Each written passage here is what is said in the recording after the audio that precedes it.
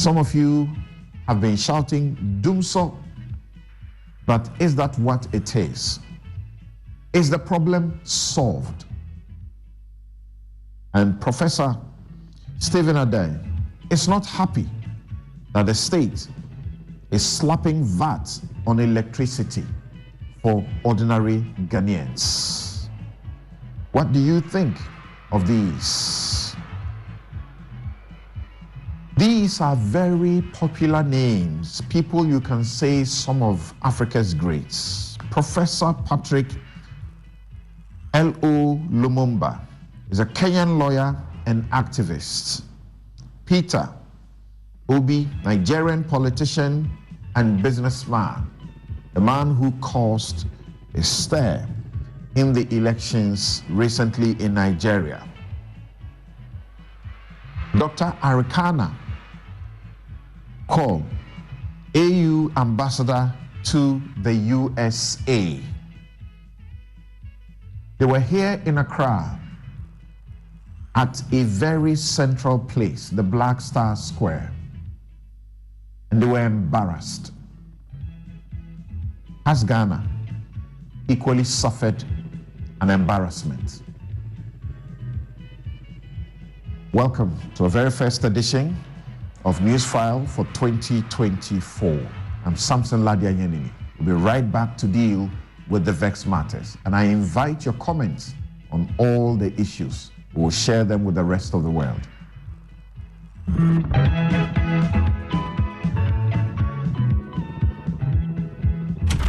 Oh, Charlie, close the window small. Your room be too bright, oh. Why, you be vampire where you know they like sunlight? Oh, my guy, my eyes. Behind the PC problem. Oh. In the sun problem. Common light bulb stuff. This no matter. I beg go Robert and Sons. Mm. Oh yeah, then my chick to him, I know correct. Cry. Where Robert and Sons sort them out sharp. Now so stylish frames in the wrong. We go Robert and Sons right in. No, I was sitting inside proper. For over 25 years, Robert & Sons continues to provide specialist eye care for both adults and children. Locate us at Adabraka, Adenta, Kumasi, Usudangwa, Tema, Weja, and East Legon. Call 050-151-9111. Robert & Sons, seeing is believing. Blessing, do you know of any good medical school I can take Kofi to? Oh, Fifi, is that why you're looking all moody? Then I have some good news for you. The College of Medicine and Allied Sciences, COMAS, Accra, Ghana, is a degree-awarding institution, and they offer Bachelor of Medicine and Bachelor of Surgery using the Graduate Entry Medical Programs, Bachelor of Diagnostic Imaging, and BSc Health Information Management. All these programs are accredited by GTEC. Their bilingual curriculum prepares you to consult in French. But I'm worried about admissions. Admissions are ongoing. Contact us on Facebook or on Instagram at info.comas or call us on 0208-456-556 or send them an email info@comas.edu.gh. COMAS, the citadel of a holistic professional medical education. My way insurance, send my way, Hi, my name is Nanama McBrown, and I want to encourage you to dial *165# on MTN to join the My Way family. My Way provides you and a selected family member a cover against death. As a policyholder, you will also have a cover against total permanent disability and hospitalization should you be hospitalized for more than 2 nights. Dial *165# and join the family. Sanya My Way. No way. My Way is a product of My Life and MTN Momo. Terms and conditions apply. Welcome to a thrilling season of football live on Star Times. The best of Africa will converge in Ivory Coast from the 13th of January. Witness the most anticipated tournament in African football, where Ghana could end a 42-year trophy drought, and Egypt with an 80% chance of winning their 8th AFCON title. The Teranga Lions of Senegal look like defending their title. The AFCON is here with all 52 matches delivered in stunning HD on Star Time. It's an incredible new year. Upgrade to the Star Times Mega Bouquet for only 180 Ghana cedis. Star Times. Enjoy digital life. Central.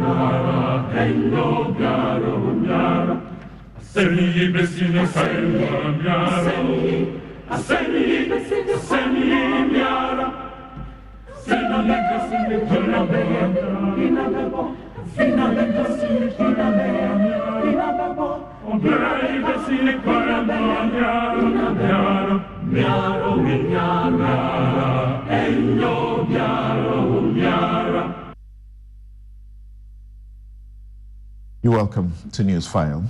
I'm Samson Ladi Anyanini, and here is Samson Stake, your worse than TB Joshua. I had the privilege of a private viewing session of the BBC Africa Eye latest documentary, Disciples. You can trust Anas Aramiyaw Anas and his team to dig up the evidence that elude even state investigators with all the resources. I lost counts of the crimes and the egregious human rights abuses TB Joshua perpetrated against the victims and the countless gullible others in Jesus' name. It is difficult to discount the harrowing stories of the experience of hell itself by the former disciples. The plenty evidence of charlatanic advertisements, domestic violence in the nature of economic, verbal, emotional, sexual, physical, and psychological abuse, defiling girls and raping those women, the crimes and thoughts of assault, battery, threats of harm, and death, false imprisonment, barefaced fraud, money laundering, corruption, and even murder, mass murder in the illegal structure that collapsed and killed 116. These go on right here in Ghana. But we will rather tell the few people who will speak up against such to shut up and to not touch the anointed. We see so-called pastors violate the dignity of people by subjecting them to all sorts and chaining some like animals to trees. They starve them and feed them like dogs. The IGP cracks the whip on charlatanic prophets who hear God speak only on 31st December night and only about doom. And we insult him for attacking the church. Kids have watched unthinkable stuff by ritualists on TV and influenced to kill their friends for money. Corrupt politicians take advantage of you to insist on sinking millions of your money, borrowed money, into destroying expensive edifices and building a cathedral while your economy is plunged into historic crisis because they know you are a bunch of foolish Christians, that you will fight those demanding openness and accountability. Churches are supposed to be trust entities. Do we know what that means? Yet, you are happy to belong to a no structures, unquestionable, untrained one man or woman in a fraudulent business in the name of God. Even Jesus gathered 12 men and was accountable to them. Be wise as the serpent, and choose men who are diligent, present themselves approved to God as workers who do not need to be ashamed, rightly dividing the word of truth. That's the Apostle Paul's instruction to you who call yourselves a Christian. We should, like Kenya, demand minimum professional qualification for clerics.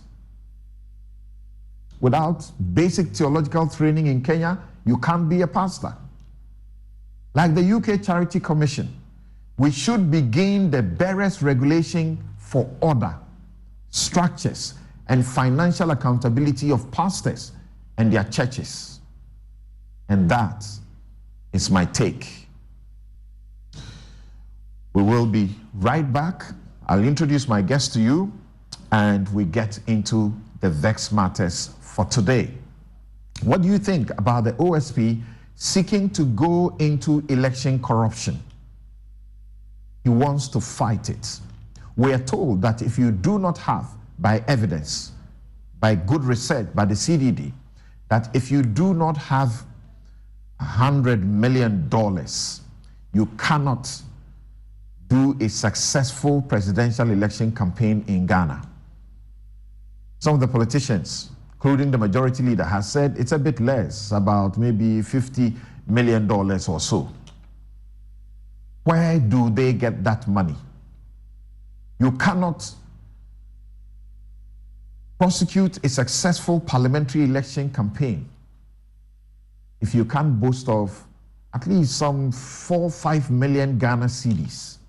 And that was 2 years ago. Today, I don't know how much it will cost. Because in the primaries, we are seeing how money is doled out. 2 presidential candidates only doled out in excess of almost 200 million Ghana cedis here in this country. And the parliamentary aspirants, we're seeing how they throw the money. Some throw it up in the air for their followers to pick. Do you think the OSP will succeed in this fight? Is Dumso back? Government has paid some of the money it owes. And it says, be rest assured, no more power outages. But is that really the solution? What do you also think about Professor Stephen Adair saying that putting VAT on electricity, taxing the ordinary Ghanaian on electricity is wrong? The cancellation of the Africa Convention, whatever it is called, who was embarrassed? Ghana, or the speakers, or Freedom Jacob Caesar? Share your comments with us. We'll be right back.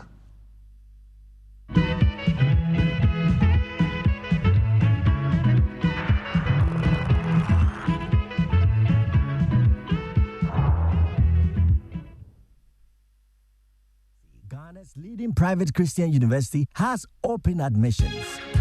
Apply now for a degree in environmental engineering, fashion design, landscape design, interior design, business administration, economics, law, nursing, civil engineering, architecture, computer science, IT, theology, PharmD, and many others. Degrees are available on our campuses in Mutual, ICGC Christ Temple, Abosokai, and Kumasi. Also enroll in our MBA with various specializations. Scholarships are available for needy but brilliant students. Call us on 0303-318-583 or visit our website at central.edu.gh for more information. Central University, raising transformational leaders through faith, integrity, and excellence.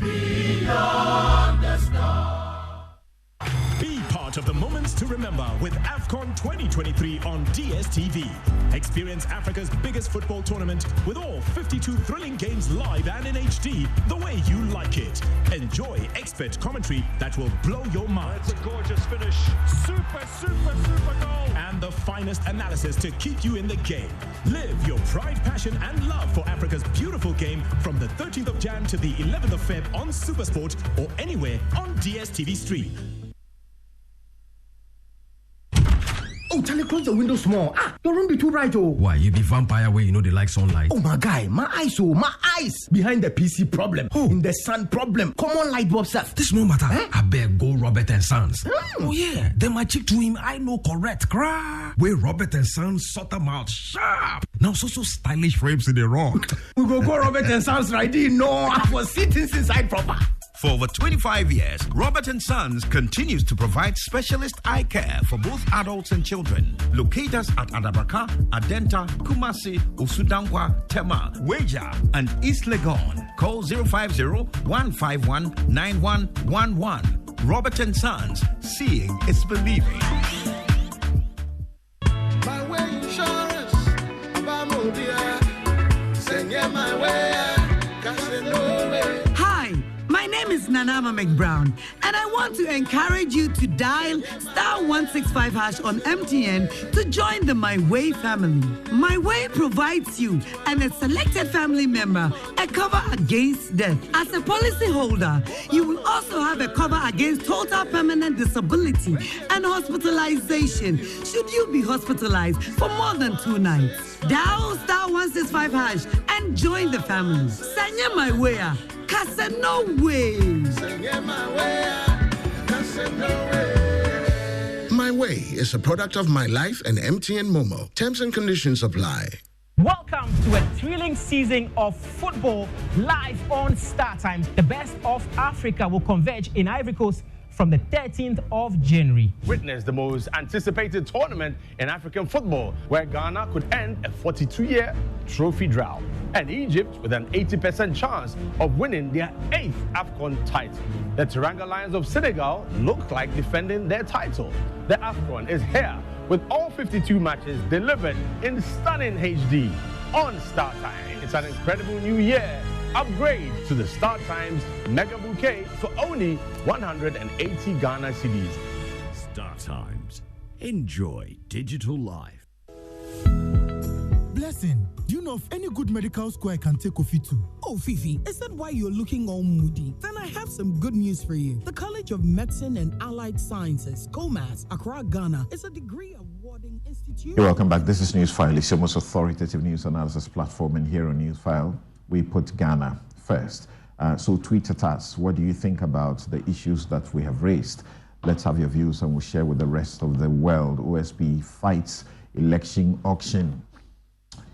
Joining us this morning for this discussion, Professor Bafo Ajimandria, former United Nations Senior Governance Advisor, Kofi Bento, Senior Vice President Imani Africa, Andy Kwame Appiah-Kubi, Ranking Member, Subsidiary Legislation Committee. He's MP Asante Akim North. Sorry. I'm not a member of that committee. You're a member of the committee, a ranking member? No. Okay, it's just changed. A member? It's changed. Now okay. I'm only a member. Okay, member of the Subsidiary Legislative Committee of Parliament. He's MP Asante Akim North. Alex Segwefia is Director, International Relations, National Democratic Congress. We will also be joined for a very brief chat by Kwame Anyemedu Entry, the MP for Asante Akim Central, who is alleged and accused as being the one who has reported his contender to the special prosecutor. Gentlemen, thank you very much for joining us this morning on Newsfile. Morning to you, morning to you. Great. Right. Right. Good morning to our charity viewers. So, as you may have followed the developments, on Wednesday, we woke up to news of the Chief Executive Officer of the National Entrepreneurship and Innovation Program, Kofi Ofosu-Nkansah, being arrested on Wednesday by the Office of Special Prosecutor ahead of the NPP's parliamentary primaries. He was arrested on charges of distributing money to delegates ahead of the primaries. He's suspected to be using the program's money to be funding his political campaign in the Asante Akim Central constituency in the Ashanti region. And the reports have been that he was arrested following a complaint by the incumbent MP Kwame Anyimedu-Antwi. That is an allegation he denies, and we will share further about what we know on that particular allegation with you. The Asante Akim Central Constituency Secretary Felix Amache, however, insists that it is Mr. Anyimedu-Antwi who brought the alleged money-sharing incident to the attention of the special prosecutor. We tried to get him also to speak to us, but we have been unsuccessful so far. He has been granted bail by the OSP. He contested in 2020, but the incumbent, Kwame Anyimedu-Antwi, defeated him. He has filed to contest again, and there are allegations that he has started distributing money to the delegates ahead of the 27th elections. Let me begin with maybe the politicians in the studio before we go to our guys on Zoom. Yes, Alex, the OSP, I think we should look at it from the general perspective, even though we use this as, you know, the hook, so to speak. It's steady. Yes. When you started your primaries, there were people, one particular candidate who was splashing money in the air. The OSP went after that person. And we got into the NPP primaries as well, and people who were paying and showing monies that they had been paid. Some of them, the OSP has issued a wanted, you know, warrant after them, so to speak. And now to this, some say the OSP cannot succeed in this direction because this is a fact. Our politics has been monetized and the votes are bought. He must arrest all the delegates, arrest all the aspirants. He will succeed. What do you say? My first comments will put me in exactly what I say. I commend the OSP. I really commend him because we have a canker and it must stop somewhere, and the ability to stop it must also start somewhere. This idea that it is everywhere. If you're on the motorway and you're all traveling at 100 mph and they stop your car, it is never an excuse in court that they should have stopped all the cars traveling at 100 mph and therefore you cannot be prosecuted. No. So as far as I'm concerned, the OSP is well within his rights, first of all, to act on a complaint from someone. We are yet to clarify that issue. But once he has a complaint, then he is duty bound to investigate. And no matter what the outcome, and let me use this opportunity to tell the OSP that, look, he is a new body, the leader of a new body that is going to be very difficult for people to stomach. He's already in a difficult position because of the act that brought him into force and his limited powers, in inverted commas, due to the Attorney General actually having the power of. But he must show direction and he must go as far as he can go and not get too frustrated. Because the frustration will come.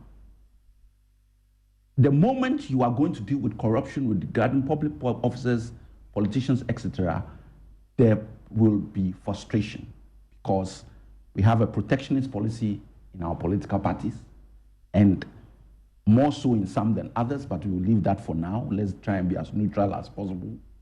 And it becomes imperative that he does what he knows he can do within the law. Sometimes he'll get it wrong, sometimes it will be difficult, but he must keep going. Because once he lights the torch, we can then light other torches as we go along. We can amend our laws. We may have to do an amendment to the Constitution at some point, but at least there is a clear-cut vision, and he's the second OSP, let's be clear. The frustration didn't start today. So it is there and it's live. So I commend him. And if it is sharing of money, to say that others have been, no, there's a specific allegation, and this is the way to go. What concerns me more is what effect does it really have, except for propaganda or mischief purposes in the actual election. What do I mean? Somebody throws this out, and immediately the incumbent is seen as being behind it because he's afraid of competition. And any way you look at it, that is what will come out. So it will be interesting to find out who the real complainant is and what has gone behind it. But once that happens, you are going to then ask, once the election is over, because it doesn't stop the election. He's only been arrested. He's not even been charged with an offense. So it's not going to affect the outcome of the election. If the election is held and the person that has been charged wins the election, what position then are we in? He goes on with his investigation. He finds that this has occurred, and then he's convicted. So we are looking at another re-election of the, the candidate for that constituency. If he's acquitted, he then has a gripe against the incumbent because he sees it as him actually dealing with this thing. And if he wins, the incumbent can also take a different view as to how he won the election. So it doesn't bode well for those that are in that position currently. And therefore, we have to look just beyond this. Because is it still going to go ahead? Once the election is over, the OSP should, in order to give us all confidence, should still continue.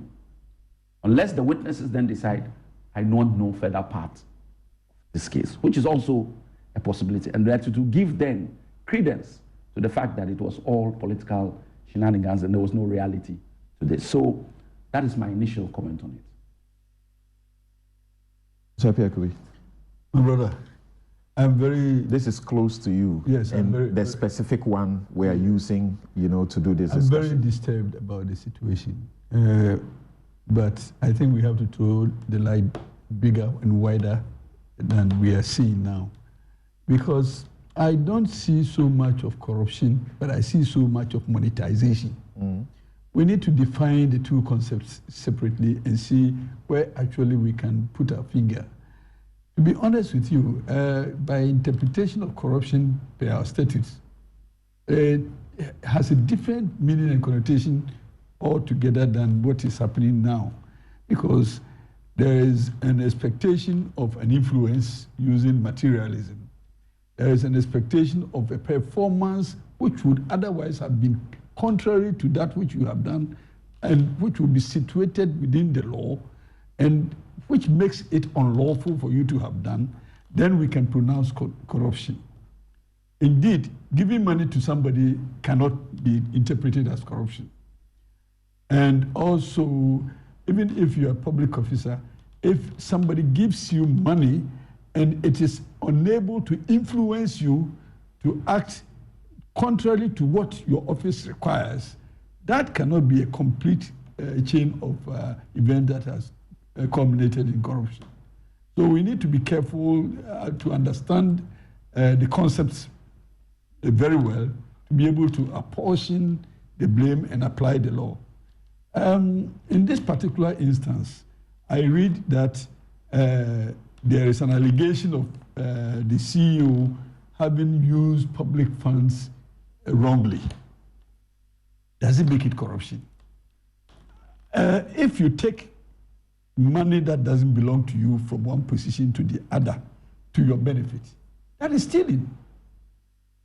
That may not necessarily be corruption, but stealing, because corruption will go beyond the stealing to identify the action of the receiver and situate it within the law and see whether it is inconsistent. Does your position change on looking at it as stealing rather than corruption?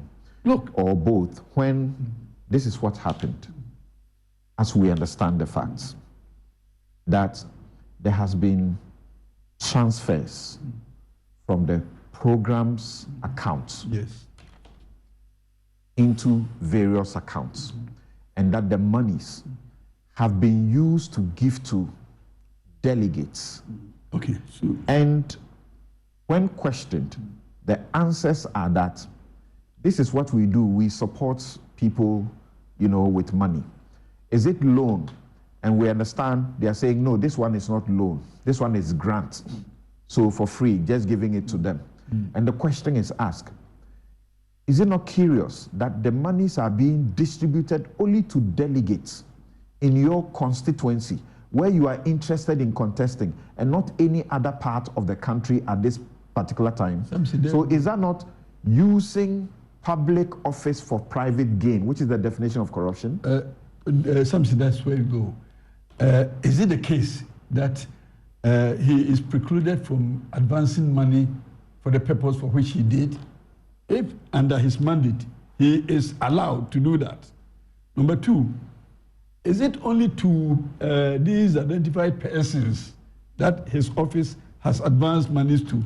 If it so comes out that there are other people who are also beneficiaries of the same program, and these people happen to be part of the general, why would you punish anybody else? So for now, let's stick to what we know. So that these are monies coincidentally at a very time that you are going into a contest. And the money is being given to beneficiaries who are delegates. You see, when you narrow it like that, you are tempted to look at it differently. But again, 600 of them, right? Look at the mandate of the office. What is he supposed to do? He's supposed to give some amount of money which has been designated as grant to business people or people who have proposals. Is this money part of that grant money?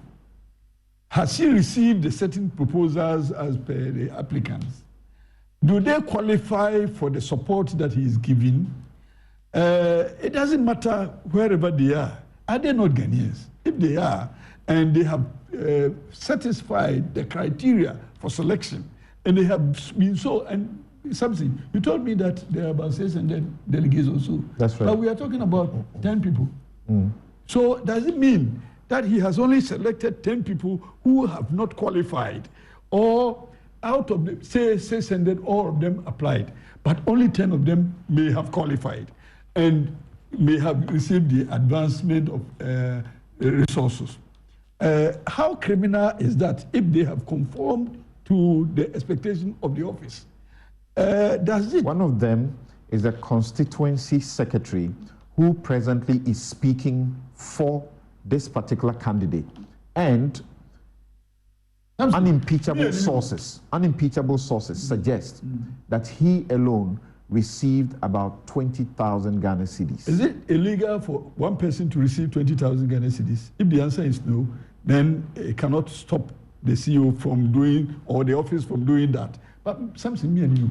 The person is the constituency secretary. The person is presently speaking for this particular candidate. He may be anybody. But trust me, in the case of Salah and Attorney General, the complaint was about somebody's closeness to a judge. What was the determination? That Ghana is a closed community. If we begin to identify people's office with their personal relationships, we won't get anybody to do any public job. Something, me and you, we are friends. Assuming I am in charge of an office, you are duly qualified for an application you put before me. Am I going to reject you because you are my friend? Will that be fair on you? Am I going to select somebody who is not my friend over you, although you may be more qualified than the person? So this is a coincidence, not a curious coincidence, really. So is that what you're saying? In all cases, I will not use relationship as a criteria for selection or for rejection. But look at the terms of the office. What am I supposed to do in selecting? Well, first and foremost, is there a fund like that? Right, there is. Am I supposed to disburse this fund? You are. On what criteria will appear to be qualified as an applicant? So you check, is his name appear could be yes. Is his age 66? Yes. Is he married? Yes. Has he a business proposal? Yes. Additionally, to the context. Additionally, is he a delegate? Am I contesting elections where he's a delegate? Something. Being a delegate or contesting an election doesn't make you doesn't deny you of your Ghanaian citizenship. It doesn't deny you of also your business inclinations. It doesn't deny you of the proposal that you own. It doesn't deny you of the opportunity that is available to Ghanaians, of which you are also one. So that you don't even see an abuse. No. You don't see an abuse of office if these facts are what they are. Notwithstanding the possibility of an abuse, what I have started doing is go through the checklist. Okay. That's you qualify. All right. So you must pre-qualify as a means of going from stage 1 to stage 2. Then stage 2, all the qualified applicants are here. Am I going to deny something because something is a delegate? No. If something is a delegate and there is somebody who is not a non-delegate, what is the quality of their application? Is something number 1 and the other one number 2, or is something number 2 and the other one number 1? Right. So if the non-delegate is number 1, then I am obliged to serve the non-delegate. But if, notwithstanding the relationship, something is still number 1, on what grounds will I deny the delegate because he's a delegate? All no. Right. So let's put those as a junior's considerations aside and look at the terms of office and the laws and also the programs and the capacities and the applications and all, and make sure that we are doing what is right by way of pre-qualifying the qualified people. Okay. So that we will go away. Otherwise, if you continue, he's a delegate, don't see him. And again, the good thing is that you say that there are 600 of them. 10 of them are being considered. And if 10 of them are being, what happened to the other 590? Did they apply? If the 10 identify to appear to hold some sort of leadership within these delegates, does it disqualify you from anything? Does that not suggest something to Does it disqualify you also from anything? That they may be the recipients who will then distribute. Like I said, the friend scenario. Something, are you telling me that because you are my friend, if you pre-qualify for a position, I should disqualify you because you are my friend? No, right. I don't think so. Let's look at the checklist. And from our investigations, there is no paperwork. Well, that is another matter. All of this. That is another matter. If there is no paperwork, then the pre-qualification criteria probably has been abused. If that is the case, then we can cite him for wrongdoing. All right. But let me go to the phone. We have Kwame Ayimedu-Antwi on the line. For purposes of expanding the law, me and you may sacrifice to defend him, and let's see what the law will put us and put him and put the OSP. Okay. Thank you very much for joining us, Mr. Ayimedu-Antwi. I'm inviting him as counsel. Mr. Ayimedu-Antwi, thank you for joining us on Newsfile this morning. Thank you. Good morning. Good morning. Right. So as we understand, the constituency secretary who is now speaking for Kofi Ofosu-Nkansah and justifying why he has to replace you, tells the whole world unambiguously that you were the first to have given some money to the delegates, about 300 cedis each to the 600 delegates. And then Kofi Ofosu-Nkansah, it gets to his turn, and he is also doing it, and it's only Christmas gifts that is being given. Why do you report him to the OSP if you are the one who did so? Something like the latter part of your question, that if I am the one. And I think the question should have been straight whether I am the complainant. Something I am not. And whatever the secretary is saying is mere speculation. So I am not the complainant. I have not reported Kofi Ofosu-Nkansah to OSP. So we have confirmed that you indeed are not the one, but it's a constituent. Why would they accuse you of being the one who made the complaint?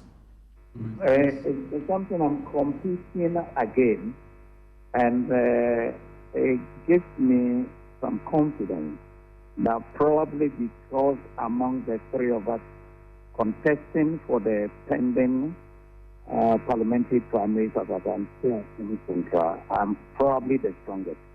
So maybe an accusing finger might be pointing at me, but I am not. And the secretary, when he says it emphatically, he was not even sure. He was relying on the fact that somebody had informed him. Unfortunately, the assistant secretary that he said informed him said that he hasn't even spoken to me for weeks, and he had also not communicated to the secretary. So his allegation is unfounded. I see. But was that really Christmas gifts that you were giving to them? Two of you have been distributing to your delegates, or this is clearly to win their votes? I haven't admitted that I had given some of the amount that you mentioned. For 15 years that I have been a member of Parliament, every Christmas, it's a ritual that I do. I do to this, I do to Queen Mother, I do to party people. I do not know what the secretary is complaining of. And he stands to benefit most of the He confirms that delegates receive these monies from you. And for his part, you actually sought to get his father to convince him to name his prize to you because you needed him as sort of an arrowhead to assist your campaign. That is not correct. He never, when he started, this game, when he started, the MP has done this. I thought that was too below the belt.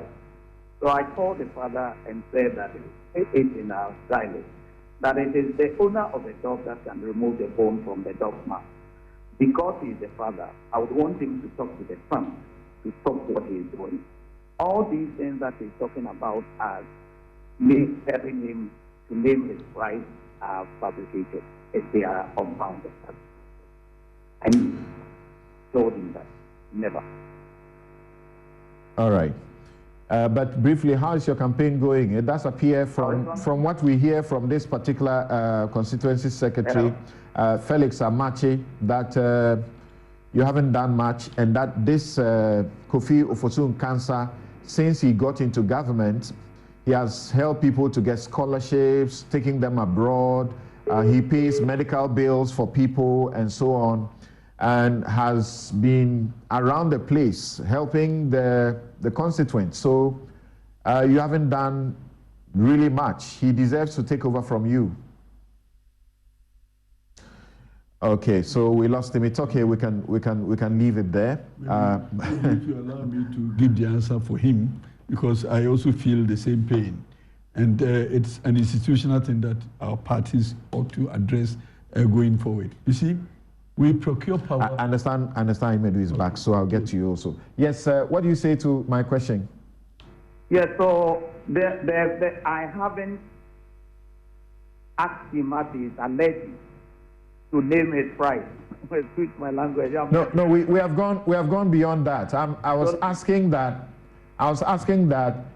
Felix Amache has been speaking for Kofi Ofosu-Nkansah, and he says that you don't deserve another term after 4 terms, is it?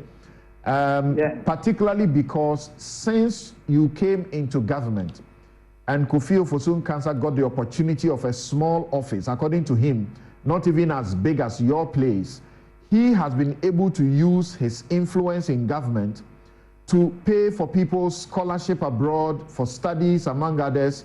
He has been paying the medical bills of almost any constituent who is in need, and he's there helping the people. But you are not doing that, so you should check out.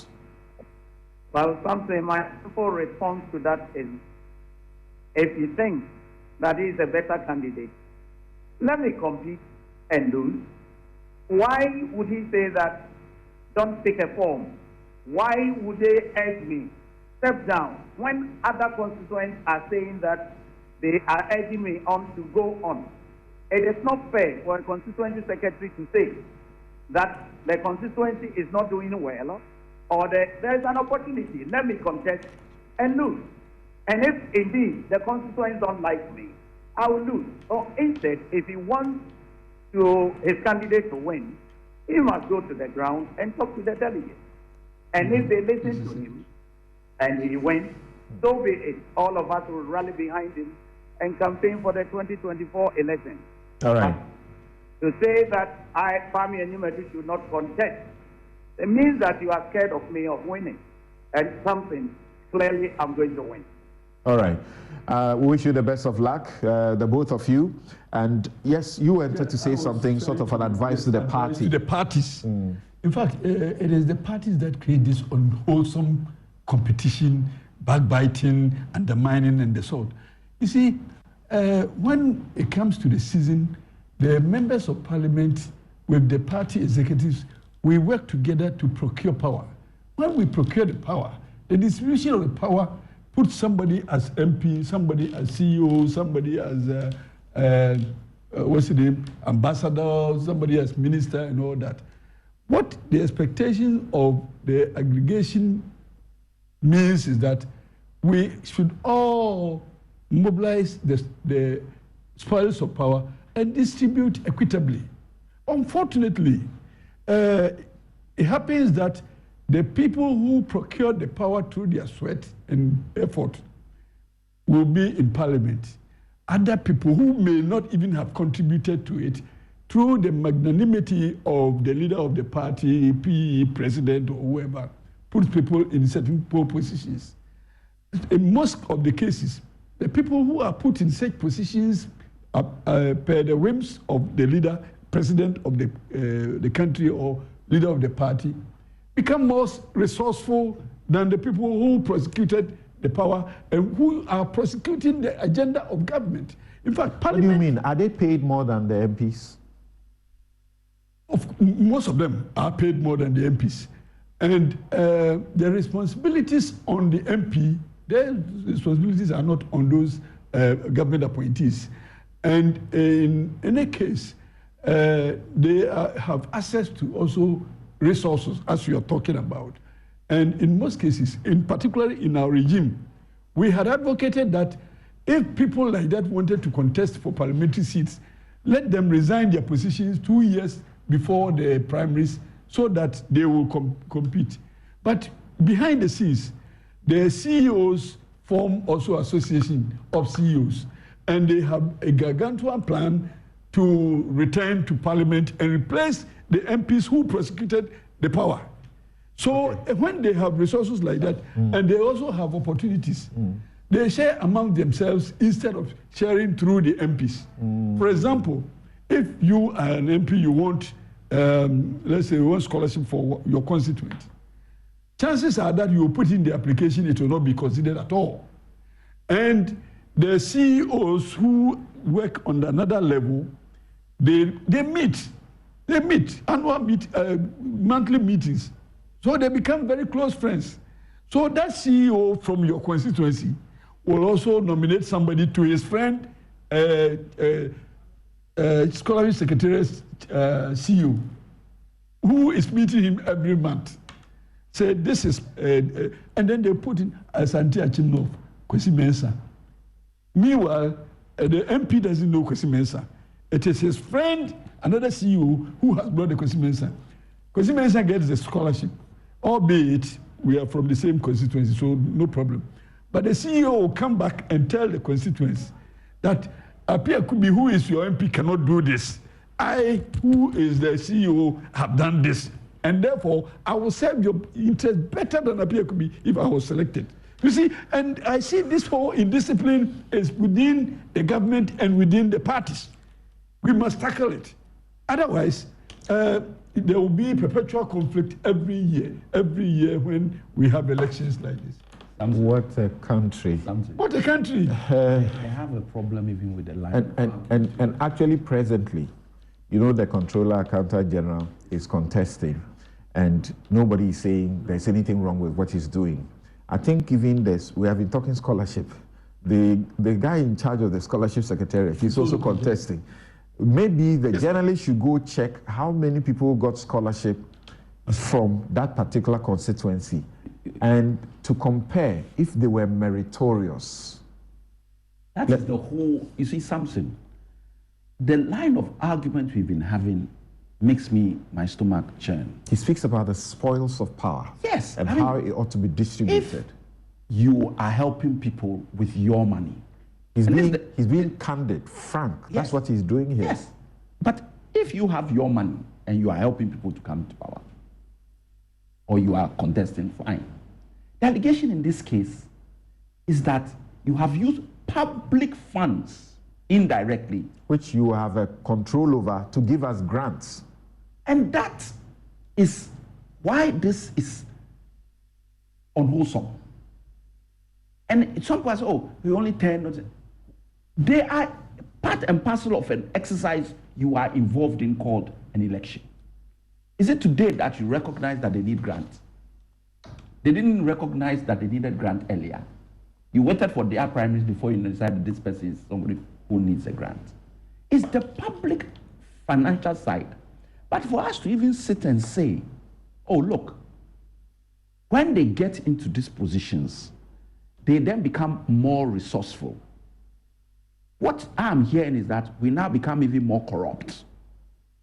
Because those resources are supposed to be distributed to all Ghanaians. So even if it's happening, let's not be here and give the impression that it is a good thing that is happening. It's reality. I'm not saying it's not reality. Say that. No, I'm not saying you did. I'm saying it's reality. And you are, but we should speak against it, at least publicly. Exactly what we are doing. This is, you cannot become resourceful by virtue of the fact that, in a way, that influences elections. If you're helping people, help. Let everybody say that. But to say that I've helped, therefore, as he is saying, therefore, I'm better than the next person because I've used government resources to help you. All right. So, Professor Bafo Adjumandua, there was a good reason I decided to speak to the politicians before I get to you and Kofi Bento. Particularly at the Scholarship Secretariat, Alhaji Suleiman sent me a message, and he was on our Joy Change Speaker series, and he mentioned how rotten the Scholarship Secretariat is. Prof, let's hear you on the OSP's fight against the corruption in elections and what you think he should be doing, whether he will succeed or not. Well, thank you, Samson, and good morning to my good friends in the studio. Listen, Samson, let me make just a quick comment on this issue of corruption. I think the sophistry with which educated Ghanaians are able to define and redefine actions in the political arena, and the kinds of arguments we push, makes me wonder whether the education all of us have been receiving over the years, that education is a curse when it comes to governments. Because look, our old people and so-called uneducated people will not be so sophisticated in defining corruption as a way of getting away when we are caught. And I think one reason why the public has lost, or perhaps is losing very rapidly, confidence in the political system that we have and the leaders we have, is because of this sophistry. We can define corruption in many ways, but listen, clearly, there's a problem with our political system and the kinds of characters that are elected to lead us into paradise, so to speak. There's a serious case of political corruption and moral corruption. Nobody wants to discuss these issues when it comes to this. Look, I will say that if you look at the state institutions, and a friend in the studio referred to perhaps meetings of CEOs and all, There are certain state institutions that this and previous governments, and this government, they set it up and give these institutions millions of cedis to address certain social problems. One of them is the NEIP, economic problems, or Maslow and all these kinds of organizations. We seldom get reports about their performance, or especially the financial performance of these institutions. All we hear is that we have trained 40,000. We have given so much to 100,000 people, claiming victory. Yet, the problems that they were mandated to address persist. At times, the problems even become, broadened. So, I think there's a serious problem we have to look at. Now, with the OSP, certainly, Mr. Jabene is having serious problems. He has come publicly to express his frustrations, either because he's finding it difficult to penetrate the system that is so solid. And this system, by the way, is not just NPP system, it's NPP NDC. I can bet you, if there's change of government and get a new government from the other side, these issues will still be there. So the point I'm making here is there is a need for, until we get the transformation that we need, because I sincerely believe if there was a third choice in these coming elections, most people will opt for that, because our politicians have used their sophistry, their legal studies, whatever studies they've done, to continuously trick the public. So if you sense a high level of frustration in this country, it is because of these kinds of arguments that we make. Somebody gets a job with nothing behind the person in terms of experience or wealth or anything. 4 years later, this person wants to be a parliamentarian. With what? With the public money that he's been entrusted to administer.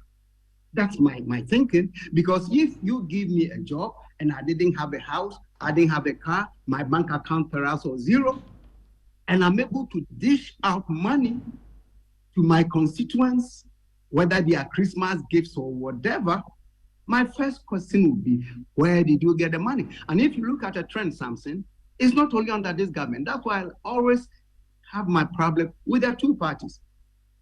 People who get into such positions, call them CEOs, state agents, heading state agents, 90% of them, towards the end of their first term on the position, will seek to get into parliament. And most of them win because they have resources that you and I don't have. That is the issue. Where do they get the money from? So if you go and dish out money because Christmas you are giving gifts, from where?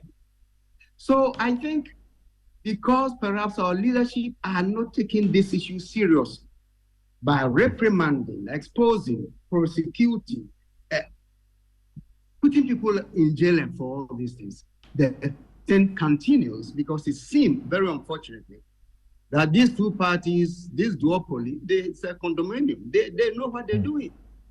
And they are continuously ripping this country off. These are my initial comments. Do you think this might be too much for the special prosecutor, particularly dealing with politicians? This is a special prosecutor who is already being vilified. You can see concerted attempts to destroy the purpose for which it was set up. Will it succeed? And we are waking up to, just yesterday, another big politician who potentially could have become the flag bearer of the party and may have continued to become a president of this country, go to Bantama and tell the delegates there that they should vote for his brother so that he does not tell the secrets of corruption that he knows.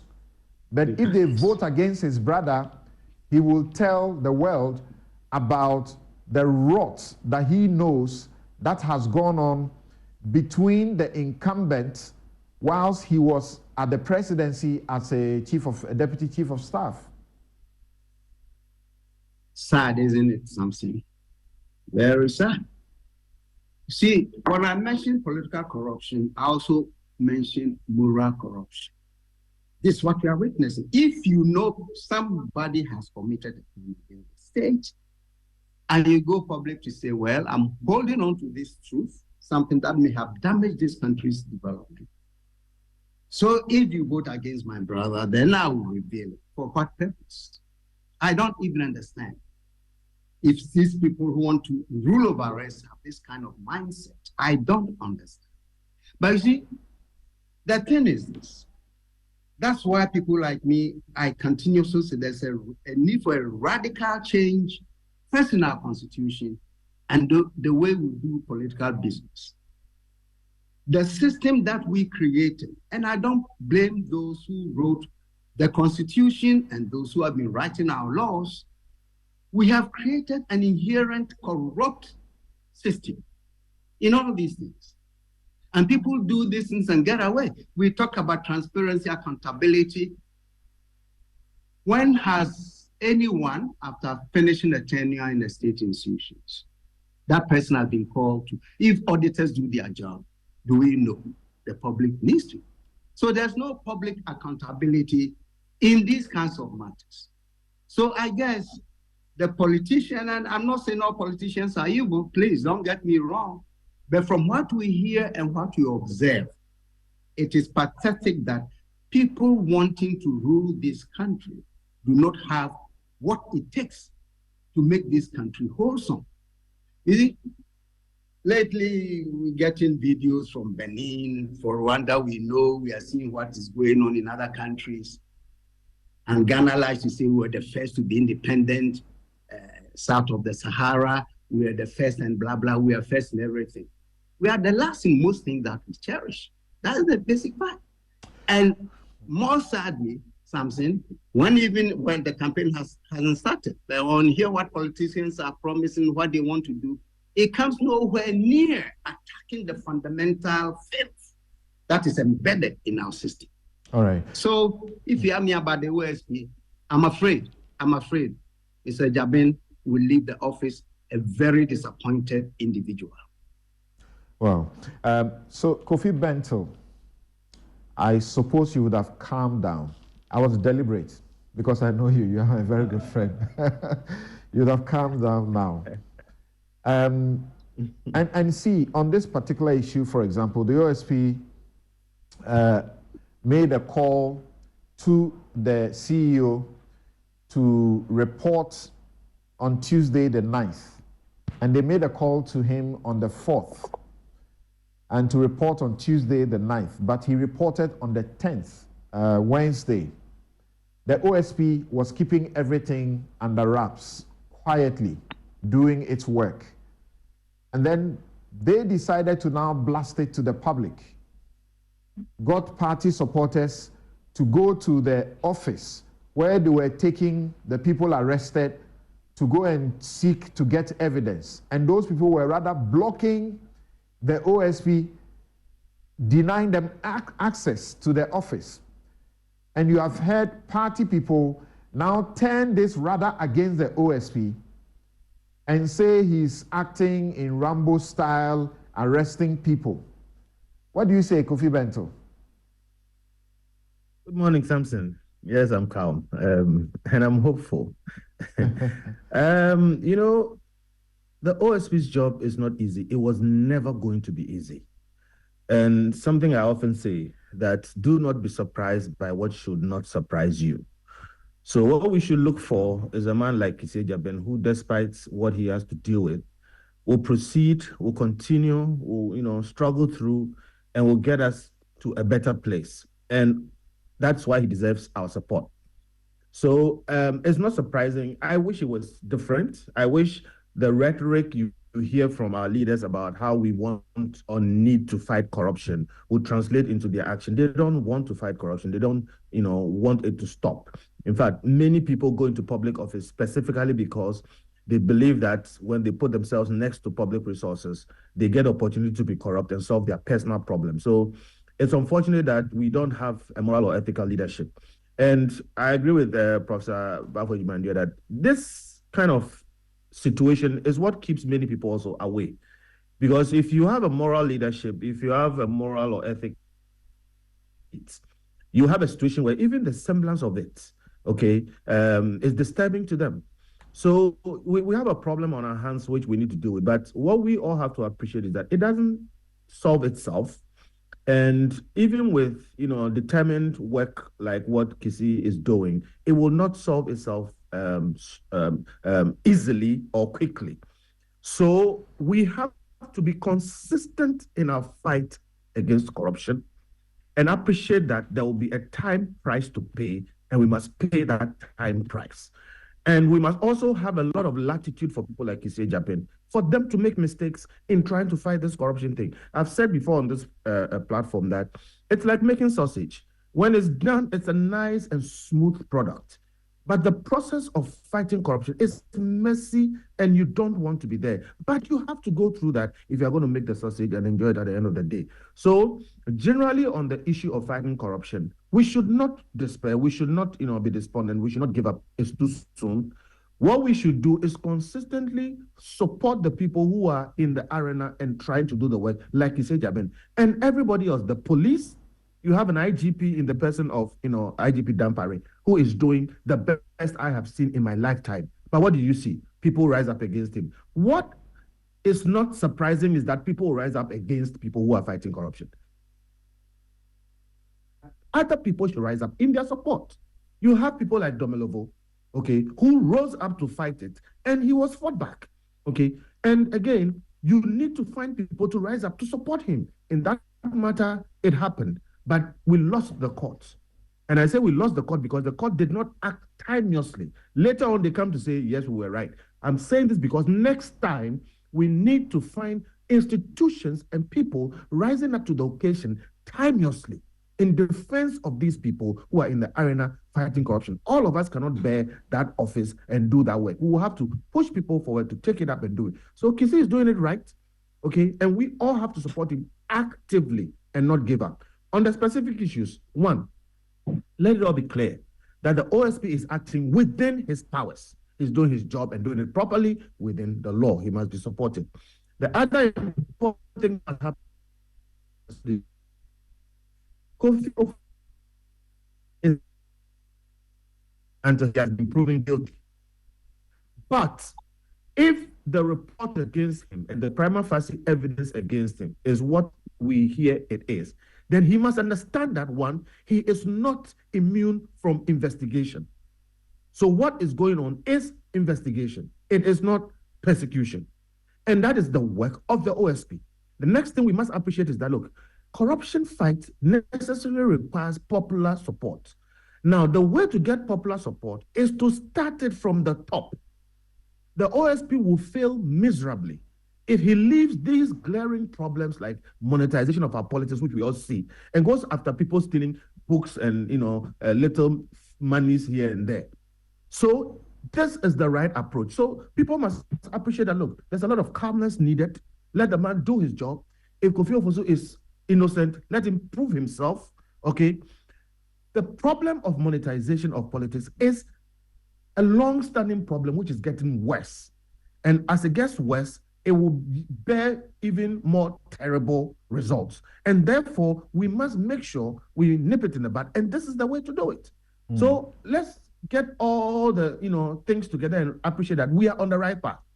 This is the messy process of fighting corruption. But it is absolutely necessary if we're going to get somewhere. What do you say to those who say this is going to be a Herculean task for the OSP, also because the law doesn't seem to be so clear-cut on this kind of vote buying that we see in the open?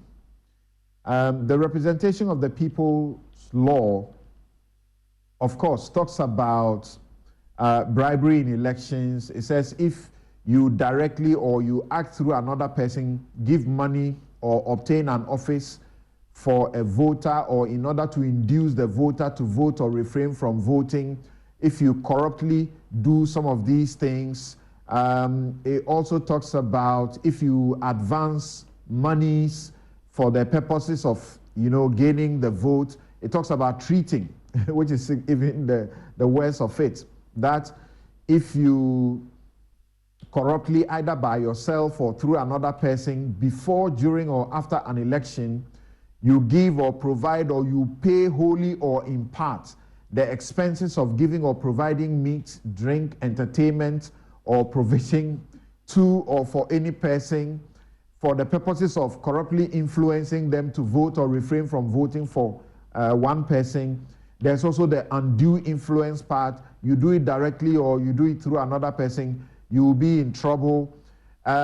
These go to public elections. The primaries are not deemed to constitute public elections, but internal elections. The Political Parties Act only asks for public elections to be the election of the party executives and the leaders, not primaries to elect, what do you call them, MPs.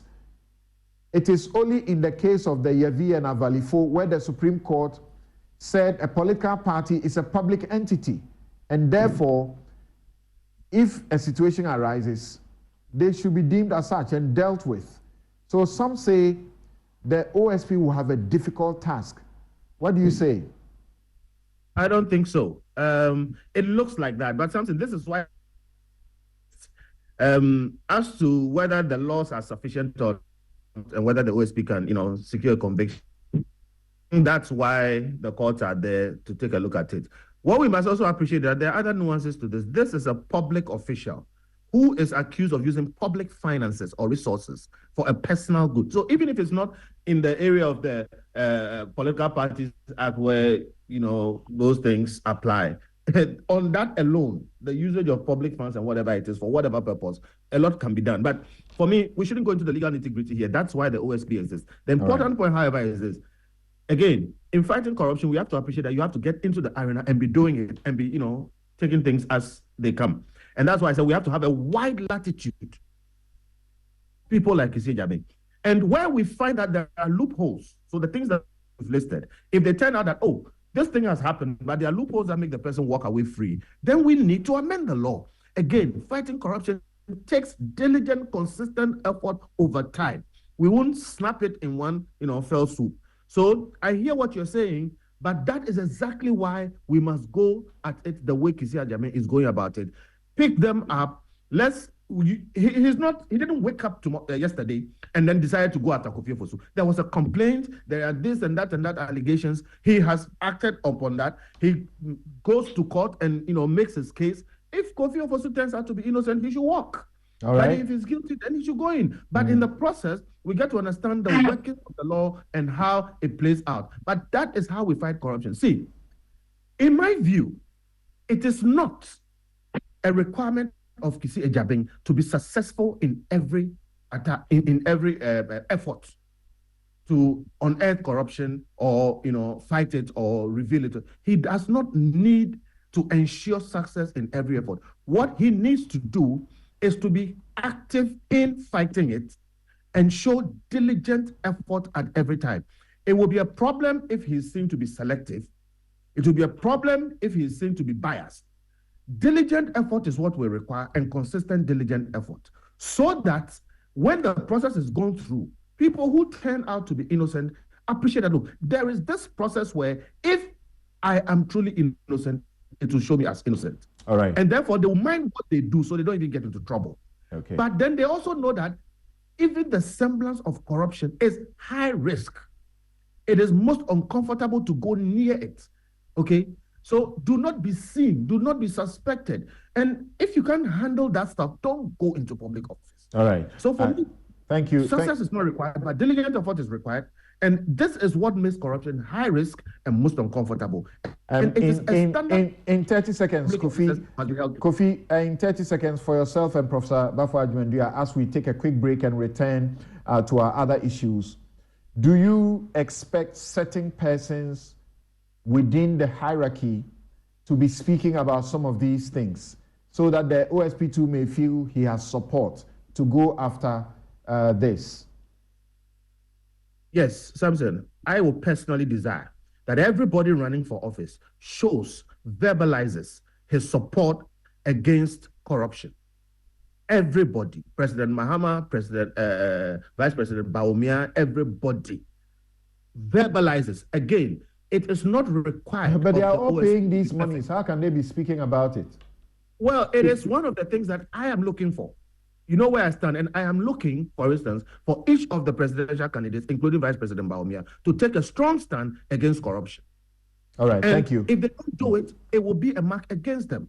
Again, it is not required that Kisei Jabin be perfect. It is required that he be given the support necessary to do his work to the best of his ability. Right. So yes, same question to you, Professor Bafo Adjumandua. Who are you expecting beyond people like you? I'm talking about people holding public office.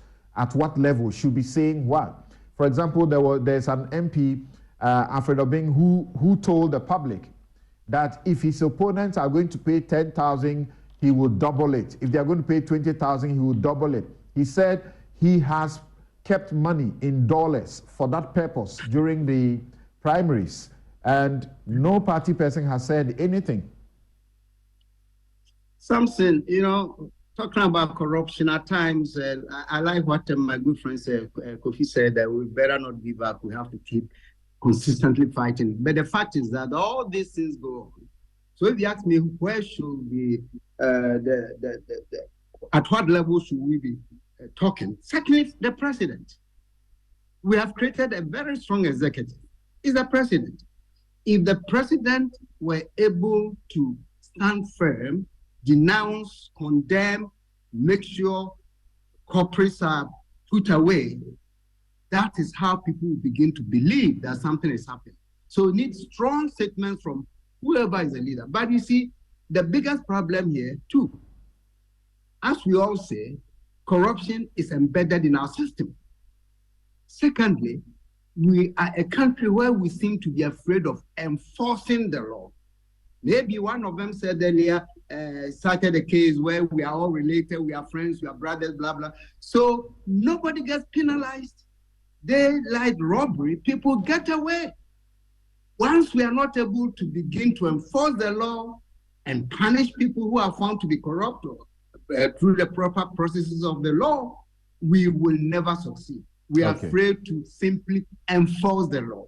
And that, for me, is the biggest challenge. There's no democracy in this world where there have been success without law enforcement, period. Right. And we are afraid to enforce them. Thank you very much. And many are worried now that seeking political office is to the highest bidder.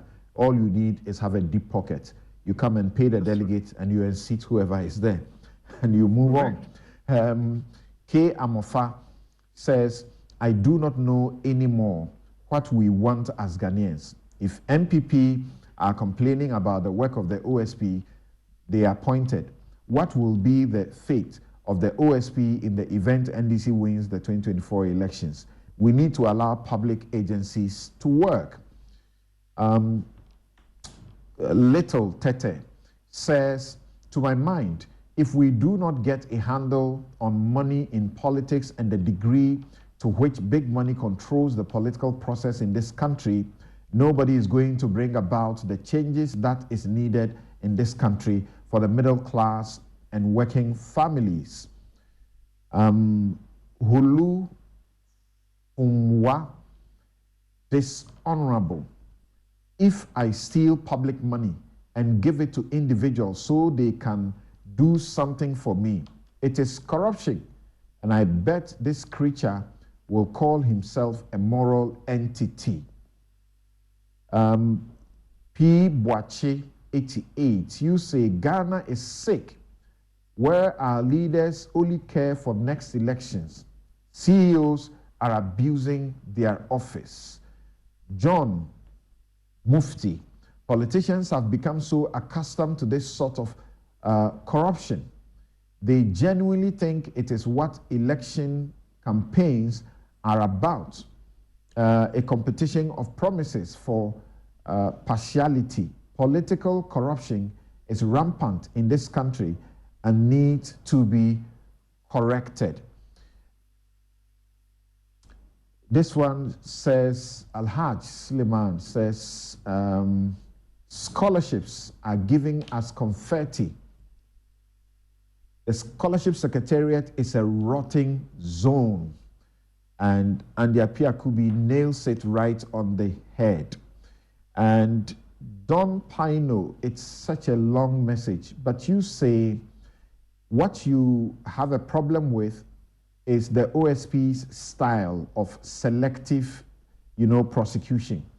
John Mahama and the NDC also spent money in similar ways, and they are not being pursued. Why is he pursuing people in the NPP? Okay, the politicians never cease to amaze you. Is this not synonymous to turning the public accounts of a state institution into the private bank account of the CEO if there is no paperwork for the payment and transfers made? Wow, the facts seem to be different from what was initially put out. Yeah, that's correct, because the OSP doesn't want to be speaking in the public, but the politicians are taking the lead to speak. Those who are involved or connected are taking the lead to speak, and they are saying all the things, and the OSP is not replying them. Musa Batua in Kumasi says, I'm surprised Honorable Andy Apiakubi is lamenting regarding the undue advantage that CEOs have over the MPs. Is he not the same person who failed to cooperate with the OSP relative to corruption allegations? He led 80 MPs against the anonymous wealthy businessman. Kofi Bentil could have been fair to the fact that MPP started monetizing our democracy in 2007 at Legon, where they shared dollars during presidential primaries. Really? You are saying the NDC only learned from the NPP? Right. We'll take a quick break. We'll be right back. Stay with us. You see.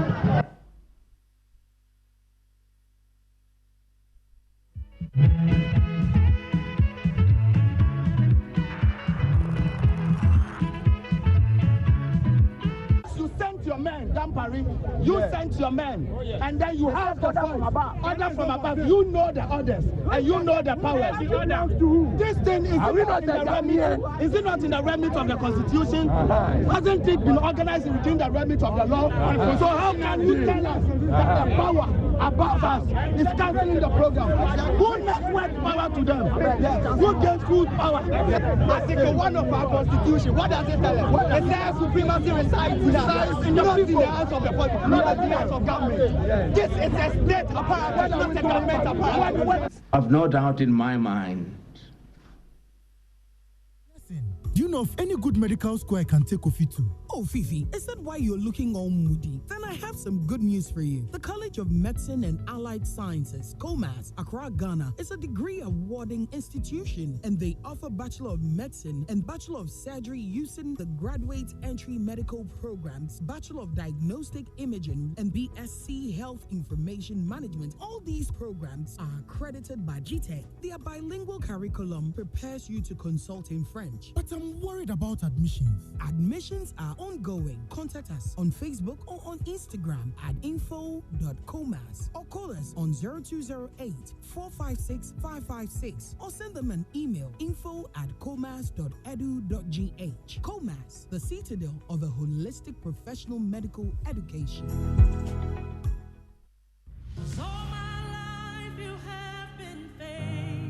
First Sky Group, a wholly owned Ghanaian company made up of First Sky Construction, First Sky Bitumen Processing, First Sky Commodities, Volta Serene Hotel, Serene Insurance, First Sky Energies, and Frero Rural Bank warmly invite you to its 21st Thanksgiving service on the theme, The Faithfulness of the Lord Never Ceases. Lamentations chapter 3, verse 22 to 23. The Thanksgiving service in 2 parts will be hosted by the founder and executive chairman, Mr. Eric Sedi Kutocha. Friday, January 12, 2024, all night from 10 p.m. to 5 a.m. at the Trinity Temple Assemblies of God Church, TTAG Community Center. Ministry in Word, Reverend Mark Sese, National Missions Director, Assemblies of God, Sierra Leone, Reverend Sujit Alex, Thames North Area Leader, Assemblies of God, UK. Sunday, January 14th, 2024, Thanksgiving service at the main auditorium of the Accra International Conference Center at 10 a.m. Guest speaker, Most Reverend Dr. Paul Kwabena Boafo, presiding Bishop, the Methodist Church, Ghana. Special guest of honor, the Chief Justice, Her Ladyship, Mrs. Gertrude Araba Esaba Saki Tokono. Ministering in music will be Team Eternity and others. Also in attendance will be His Eminence Archbishop Nicholas Duncan Williams, Reverend Dr. Stephen Yanusam Wengam, General Superintendent, Assemblies of God, Ghana, Reverend Professor Paul Frimpong Mansu, Immediate Past General Superintendent, Assemblies of God, Ghana, Reverend Dr. Silvanus Amagashichi Elon, Head Pastor, Trinity Temple, Assemblies of God, Ghana, Reverend Mark Sese,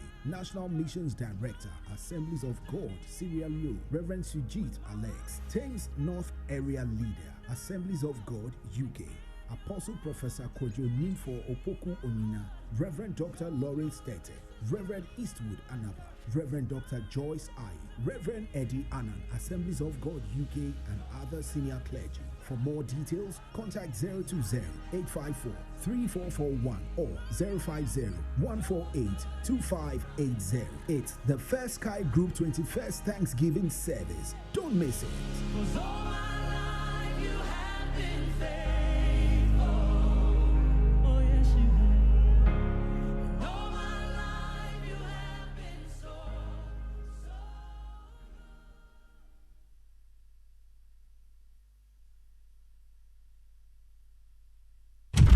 Oh, Charlie, close the window small. Your room be too bright, oh. Why, you be vampire where you know they like sunlight? Oh, my guy, my eyes.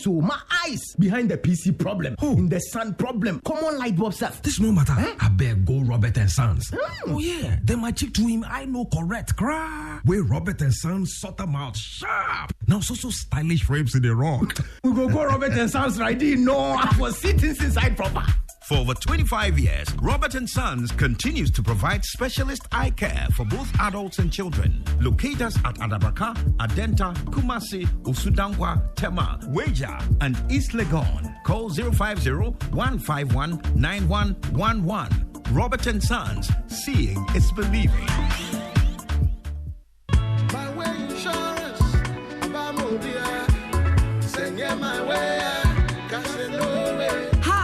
My name is Nanama McBrown, and I want to encourage you to dial *165# on MTN to join the My Way family. My Way provides you and a selected family member a cover against death. As a policyholder, you will also have a cover against total permanent disability and hospitalization should you be hospitalized for more than 2 nights. Dial *165# and join the family. Sanya My Way. No way. My Way is a product of My Life and MTN Momo. Terms and conditions apply. United Nations Senior Governance Advisor, Kofi Bento, Senior Vice President, Imani Africa, Andy Kwame Appiah Kubi is ranking as member, Subsidiary Legislation Committee of Parliament and MP Asante Akim's North. Alexander Segbefia is Director, International Relations, the National Democratic Congress. Former Minister. Yes, former Minister of State. That's right. Thank you very much. Now, as we move to the next issue, I need to make this, I can call it a rejoinder. From the named person involved that it is not true that there's no paperwork covering what was done. That's all he wants us to know. All right, so let the OSP continue its work and let's see how it goes. Now, let's deal with this briefly, shall we? And as you have followed, there was a certain New Africa Foundation that organized what it called the convention and brought in distinguished Africans from elsewhere to that program. Professor Patrick L.O. Lumumba, Kenyan lawyer and activist, very well known, Pan-Africanist at heart. Peter Obi, Nigerian politician and businessman, the man who caused a lot of trouble for the last election, almost could have won that election at a first attempt with the youth as his backbone. And Dr. Arekana, that's outspoken woman, AU ambassador to the USA.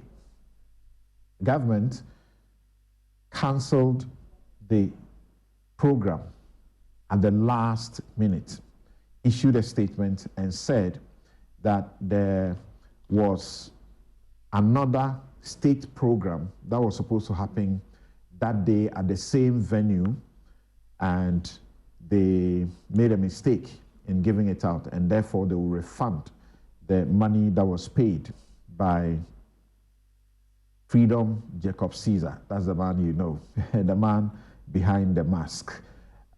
We understand that it's actually 30,000. We have seen receipts of that, and not only 10,000. It's actually 30,000 that the state has to refund. But many are disturbed about the development. First, let's hear what transpired as the security stormed the place and stopped the program from happening.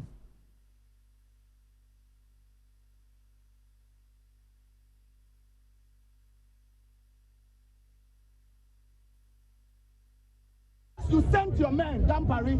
You sent your men, and then you have the order from above. You know the orders, and you know the powers. This thing is it not in the remit of the Constitution? Hasn't it been organized within the remit of the law? So how can you tell us that the power above us is cancelling the program? Who networked power to them? Who gave food power? Article 1 of our Constitution. What does it tell us? It says supremacy resides in the hands of the public, not in the hands of government. This is a state apart, not a government apart. I've no doubt in my mind that there is a conspiracy of sorts by the elements that it should happen the way it has happened. So this is not an occasion for lamentation. It is an occasion for redoubling our efforts. This is the occasion for which the English word serendipity was created. It is a serendipitous occasion that heralds a great future for the continent of Africa. We are here, therefore, to say that the message will be alive and well. What I always say is that it is due to one problem: leadership. It is failed leadership over the years that brought Africa where it is. This is not the issue of colonialism. It is the issue I want us to start dealing with our problem. Educated people who are sitting in the boardrooms and they choose to be mute. And when they are mute while representing us, that means 1.4 billion Africans are mute. It is not the villager who is sitting at the boardroom table. It is the elite, the educated. So my son, what is our education doing to us? I am a son of this soil, and I can add value to humanity, and I came here to do that. I came here to add value to this world and to nature. I am not going to live here without God even being proud of me. And when I'm not here also, I want you to remember that I came, and I want my absence to be felt. And for that reason, I know you're looking for the man. But the man in the mask is sitting in front of you. What's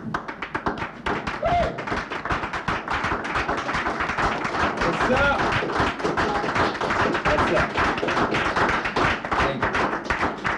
I am nothing to be scared of.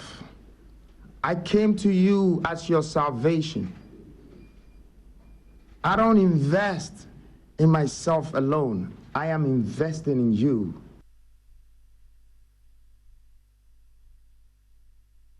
Right. So let's begin with Professor Bafo Adjumandua. What do you say about this? It's become clear that Nana Kwame Bediako, popularly known as Sheda or Freedom Jacob Caesar, the wealthy businessman, intends to, contest elections for the presidency he's made that clear now.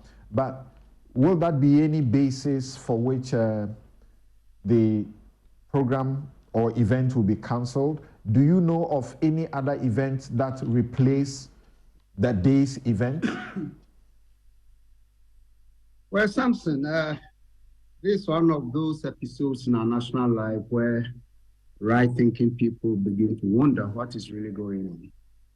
You see, event of this nature, before they schedule it and after they schedule it, and I don't know whether it's the Jubilee House or Ministry of Foreign Affairs, whoever gave the venue, I'm sure there was enough time for national security to do due diligence on the event, the sponsors, and the potential speakers. Every nation has that obligation. So if they did it, it's nothing new. In fact, I'll be surprised if they didn't do it. Then somebody simply slept on his job. So before you grant this, before you authorize the use of such a huge public place, you must have done your due diligence to determine the nature and whether there is inherent threat to state security or whatever. Now that they waited till the very, very last minute, when people have already gathered, speakers have already landed in the country on their way to the Independence Square, then all of a sudden, armed police and soldiers, I understand, cordons the place and say that the place is cancelled. That was a brute use of state power. It shouldn't have happened at all, you see. Because, as I said, if they'd done their due diligence, they would have known what to do prior to the actual event occurring. Also, if you look at the impressive array of speakers, these are the new voices of Africa. And they are talking about Pan-Africanism, a concept that was popularized by our own first president. So they came to pay due respect to a country that used to be the citadel of Pan-Africanism. For some reasons, Ghana, we don't even talk that language anymore. And the choice of the Black Star Square? Very symbolic. Very, very symbolic. And these are not ordinary people. Dr. Africana was AU ambassador to the United Nations in New York. And because of his pronouncements, especially on the exploitation of Africa by foreign countries, in this case, the French in particular, how they've exploited their former colonies, continue to exploit. This is what led the AU to withdraw his appointment, because France and other Western countries could not simply accommodate. Pierre Lumumba, he's oftentimes in Ghana. I even thought he had a wife in the country because he's here all the time, he's a Ghana lover. Peter Obi, a new guy on the block in Nigerian politics. What kind of threat would the pronouncements of these individuals pose to the country? Of course, they were going to excite young people. And there's no doubt that young people need new voices because the old voices have become archaic. We don't give any inspiring words anymore. So if these people have emerged to inspire young people, I don't see the threat. So for me, this was more than embarrassing. It was a scandal because the personalities involved are not ordinary people. And for the government to even issue a statement that it conflicts with another scheduled event. We didn't see any event before, during, and after that particular day. So why would the government lie to these people? You see, there's something in statecraft perhaps I need to mention. A president of a sovereign nation should always be protected from scandals such as this. It's possible that whoever took the decision did so without even resorting or referring to the president or some other authorities. In this case, one would have expected the president himself to make an pronouncement on this, to denounce it if he didn't approve or he didn't know about it, because they have embarrassed him as the head of state. Secondly, if that were the case that somebody did that, then somebody must take the fall. You take the fall to protect your president. But in our system, in our governance system, you don't get people taking the fall to protect a higher Does it not matter, Prof, that Nana Kwame Bediako was going to take advantage of this mammoth crowd and a decent, stellar group of speakers to announce his bid to, participate in the politics for leadership? You see, there is something unknown here. Because personally, I believe if these personalities, Lumumba, Arikana, Obi, were to know that this young man was going to use them to launch his political campaign, then I'm sure they wouldn't have come. PLO has said so. Well, good. You see, because they wouldn't have come. Because that would have been tantamount to interfering in the political affairs of the country. Foreigners don't come and crowd around an individual who is seeking political power in a country. And these are very smart individuals. PLO, Arikana, Obi, these are very smart individuals. So I don't know whether I should say they were tricked to come or they're not giving the true story of what was going to happen. I don't know. How exactly would they mounting a platform of a foundation belonging to someone who is interested in the politics amount to interfering in our politics? You see, if you're an international figure, as these individuals are, and they are seeking Pan-Africanism, you do not want to antagonize any particular country, especially a country like Ghana, that has a history that we're talking about. You see, if you stand behind somebody, I'm sorry. Even look, in ordinary election, have you heard of any African leader going to another country to support a candidate? We don't do that. Courtesy doesn't require it. So I believe strongly, and if Lumumba has said it, then I believe it. Because if he knew that they were going to be used to launch a political party or a political candidate, I'm sure they would have declined. But you see, the whole thing, first of all, I understand the permission was for a black festival, not a convention. There's a certain cloud over this. And it's unfortunate because the essence of the meeting for these prominent Africans to bring their voices together, to excite the youth. From Ghana, they said they were going to other African countries. That would have been excellent. So this whole situation, if I have a way of investigating to know the motive for bringing them, I think it would be interesting to know. But nonetheless,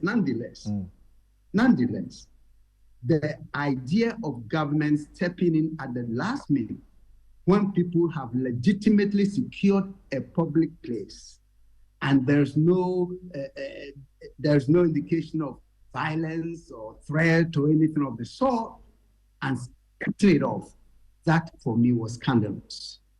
Okay. You definitely want to hear the president say something about this. Now, Kofi Bento, if it were that this is a clear interference in our politics, which is not allowed, the reason given formally, officially by the state does not include that. It simply says they made an oversight. We gave it to you, but there is another state program at the same place at the same time, and that should take precedence over yours, which we had approved, and taking 30,000 for. Samson, see, we are giving this thing way too much importance. I don't think it merits that. Every event in any country has its footprint. It has what, its significance is and what it's likely to cause or what, its importance is. And as far as I am concerned, I disagree with Prof. The president should not go anywhere near this. This is somebody arranging a meeting and then somebody deciding that they are going to cancel the meeting for very bad, wrong reasons. Somebody from where? From the presidency. Somebody from where? The presidency. Yes. And, I don't think we should spend too much time on that, but that is what should be investigated. That things emanate from the presidency. And like what Prof is saying, some of us wonder whether indeed those things have the proper authority. Our presidency sometimes seems to issue things and you don't know who is signing what. And that for me is more, worrying than the event itself. Look, all respect to the young man, he's done quite a bit. But this is a flamboyant young man we all know, who is given to bombastic exhibitionism, okay? Sometimes you find him taking pictures clothed from head to toe in designer leather wear, which is colored the same way as his vehicles. This is the gentleman who has tigers, you know. This is a very flamboyant guy. Even his political campaign involved voodoo masks, you know, hidden strategies, invitation of people who were not exactly told what they were going to do. I mean, there is a style about this young man. And look, after all the tension and everything that we go through in this country, a bit of drama is useful, even in, you know, presidential, you know, politics. He says he's our salvation and he's here to save us. Let's take it as it is. He's wearing a voodoo mask, but he says we should not be afraid of him. Let's take it like that. He's going to inject some kind of, you know, levity into the political campaign. What we should not do is to deploy serious state resources to try and, you know, cancel his event or whatever it is. The cancellation is more news than the event. All right. And I think we should be sparing in the use of state resources. All right. The young men who were agitated were right. They have a right to that space. It is public space. If he wants to bring, look, Julius Malema and all this, these speakers are known. We all love them for what they represent and what they say. If for nothing at all, put them there, let them speak and let them excite the youth. If you are somebody who's afraid of these people, you are the wrong person. So look, my view of this thing is that the cancellation was totally unnecessary. They should have let the young man do his thing. In the scheme of things, politically and nationally, I really do not think that this rises to the kind of event that requires presidential intervention. Okay, this is a young man who is injecting some sort of, you know, a different dimension into our politics. Just let him roll. The election will come on and we'll know everybody's smoothness level. Professor Kweku Azan says the Black Star Square is a public square. It is the consummate forum for public deliberation and civic participation. It's the quintessential marketplace of ideas. While it is necessarily managed by the government, we must be skeptical of any governmental restrictions that attack freedom of expression. Event organizers need not specify in advance the issues that they are going to talk about, nor do they need the approval of government on what they talk about. Such prior restraints are irredeemably unconstitutional. He says, whatever these Pan-Africanists had to say may not be of interest to some of us, but they had the right to use the public square and to express their views there. The cancellation was just unconstitutional. The reason given for it was an outright embarrassment. Yes. Let me start from your last statement. Honestly, I also believe that the reason given for the cancellation was total embarrassment. I'm sure that they themselves gave the reason where that was not correct. Nevertheless, I am also disappointed at the intelligence gathering that went on before the announced event.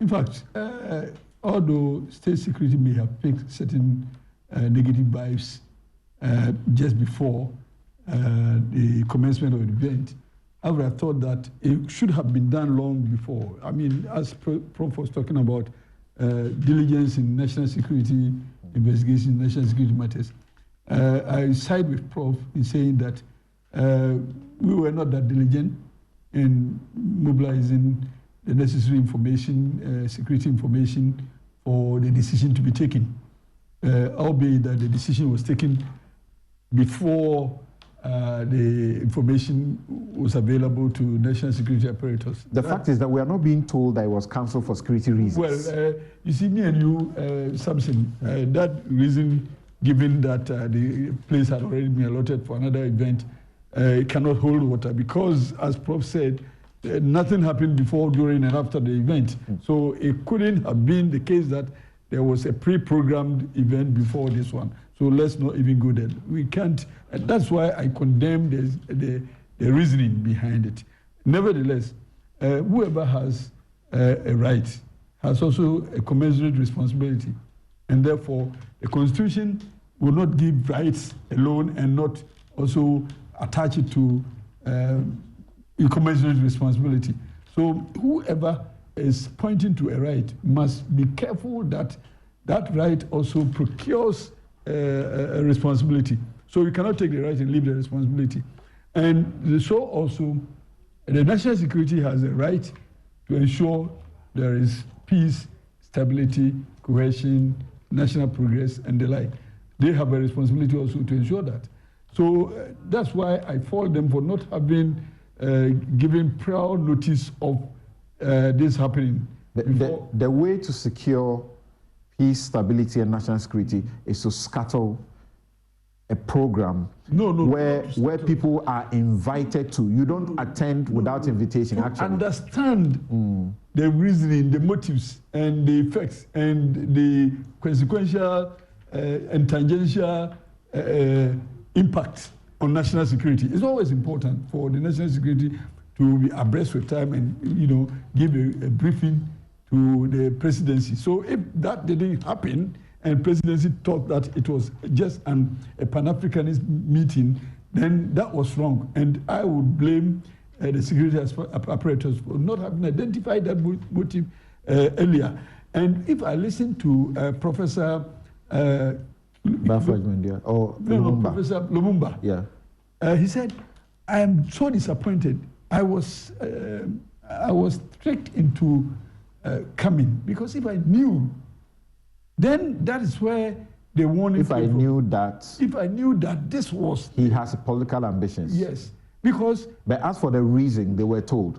And if you look at even the invitation card that was sent to people, the invitation cards were non-transferable, and the invitation said that you are invited to attend the convention, a platform where true African voices come live to inspire hope, change, and independence. I don't have any problem with that, and even I will encourage the Minister for Foreign Affairs to bring such assembly of eloquent, speakers on Africanism to Africa, because the concept of Africanism must be managed carefully so that we have a sustainable education on Pan-Africanism going forward. So I will encourage our minister to bring them back, probably in a different program, for them to continue to, elogize trade barriers and also people in Africa, leaders who are performing. So it was not going to be, in fact, I had prepared to go. I was going to be part of the audience because I wanted to listen to, particularly Madame Arikana. She's my hero. I was so disappointed when African Union rather brought her back from her position as representative of Africa in the United Nations. I was so disappointed. Somebody who was opening the cans for the worms to come out, you rather disappoint her. So I was very much ready to listen to her, and I would have thought that if they had brought them into a more refined arena for us to be able to listen, because where we are going... A more refined arena? For listening purposes. Okay, because so in fact, I need to place this on record. The comments that have been attributed to PLO Lumumba, that he said, quote, "If I knew the real intention of the convention, I wouldn't have come. I was misled by the New Africa Foundation." I'm reliably informed that he never made those comments. It's only fake on social media and being circulated around as something he said, but he never said it. I would think that, Prof, if he didn't say that, and this is being attributed to him, he has enough power and will to be able to articulate his right position. Right. Because I'm relying on it in my argument. Yeah. Maybe we have all relied on it. Maybe unfairly though. But again, if you look at sovereignty, issues of sovereignty, issues of diplomacy, issues of political courtesy, it was not right for political actors of that status to just descend on Ghana to promote a single person's political agenda. It wouldn't be right, because you will be undermining the diplomatic relations between countries. You will be undermining... So the real thing was this. Yes. Already there's fear. Alan Chamanting is taking away a huge chunk, some significant number of MPP people. That's internal politics. Freedom Jacob Caesar, if he also comes on the scene, it's likely to make it difficult. No, if he wants to contest as a this was a fear. Candidate, no. How would that be a fear? If I want to contest as a presidential candidate, I have to be honest enough to myself and to a nation and declare that stand.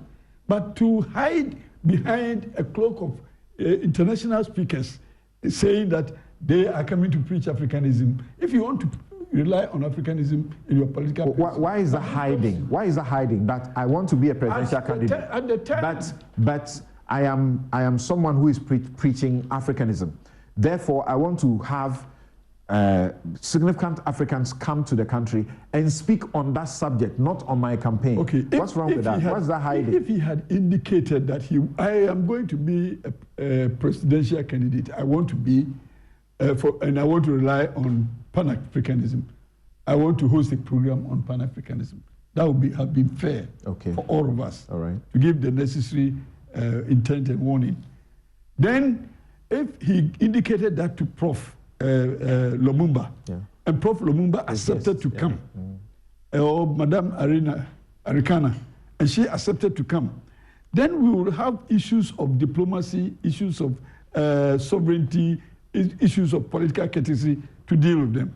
And they would also have opportunity of considering whether it was right for them to come here to collectively promote the agenda of a possible presidential candidate. I'm sure they would not do it.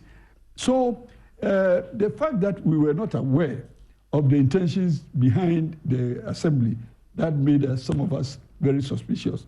But again, I think that Pan-Africanism is still relevant now as it was in times past.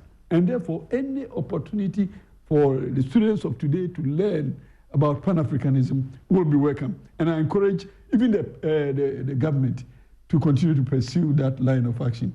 But I also encourage this young man who wants to become president. Let us not take it that he cannot be and therefore will not allow. Let him be that open and transparent and declare his interest and come in and throw his heart and contest it. I mean, for nothing at all, he'll be part of history. So for me, what happened, what the state agency did, for me, was nothing wrong. Ensuring state security, ensuring that there was nothing beyond the event. But what I'm saying is that they did not act timeously, and I'm very worried about that. Okay. And they should have acted well. All right. Alex, what do you have to say? And again, you know, people have found it interesting that he brought the delegation to meet with President Mahama. Oh, Mahama is a Ghanaian. So if somebody comes and he's a former president. Yeah, so it's Alex I'm asking now. No, somebody comes to meet with him, there's nothing wrong. All right. Thank you so much.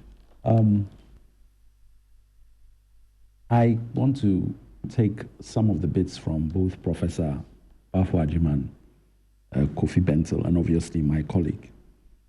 This has been a mammoth failure of the security agents with regard to due diligence. And the way they solved it is the problem. Has now become a problem in itself. Assuming there was a problem in the first place. Yes, you all keep referring to security issue. What's the security issue? This is the point. That's why I say, assuming there was a problem in the first place. But if you have someone who has been advertising around billboards with a mask, with all kinds of statements going with it, national security should have been very interested. Who is behind the mask even before the mask was removed?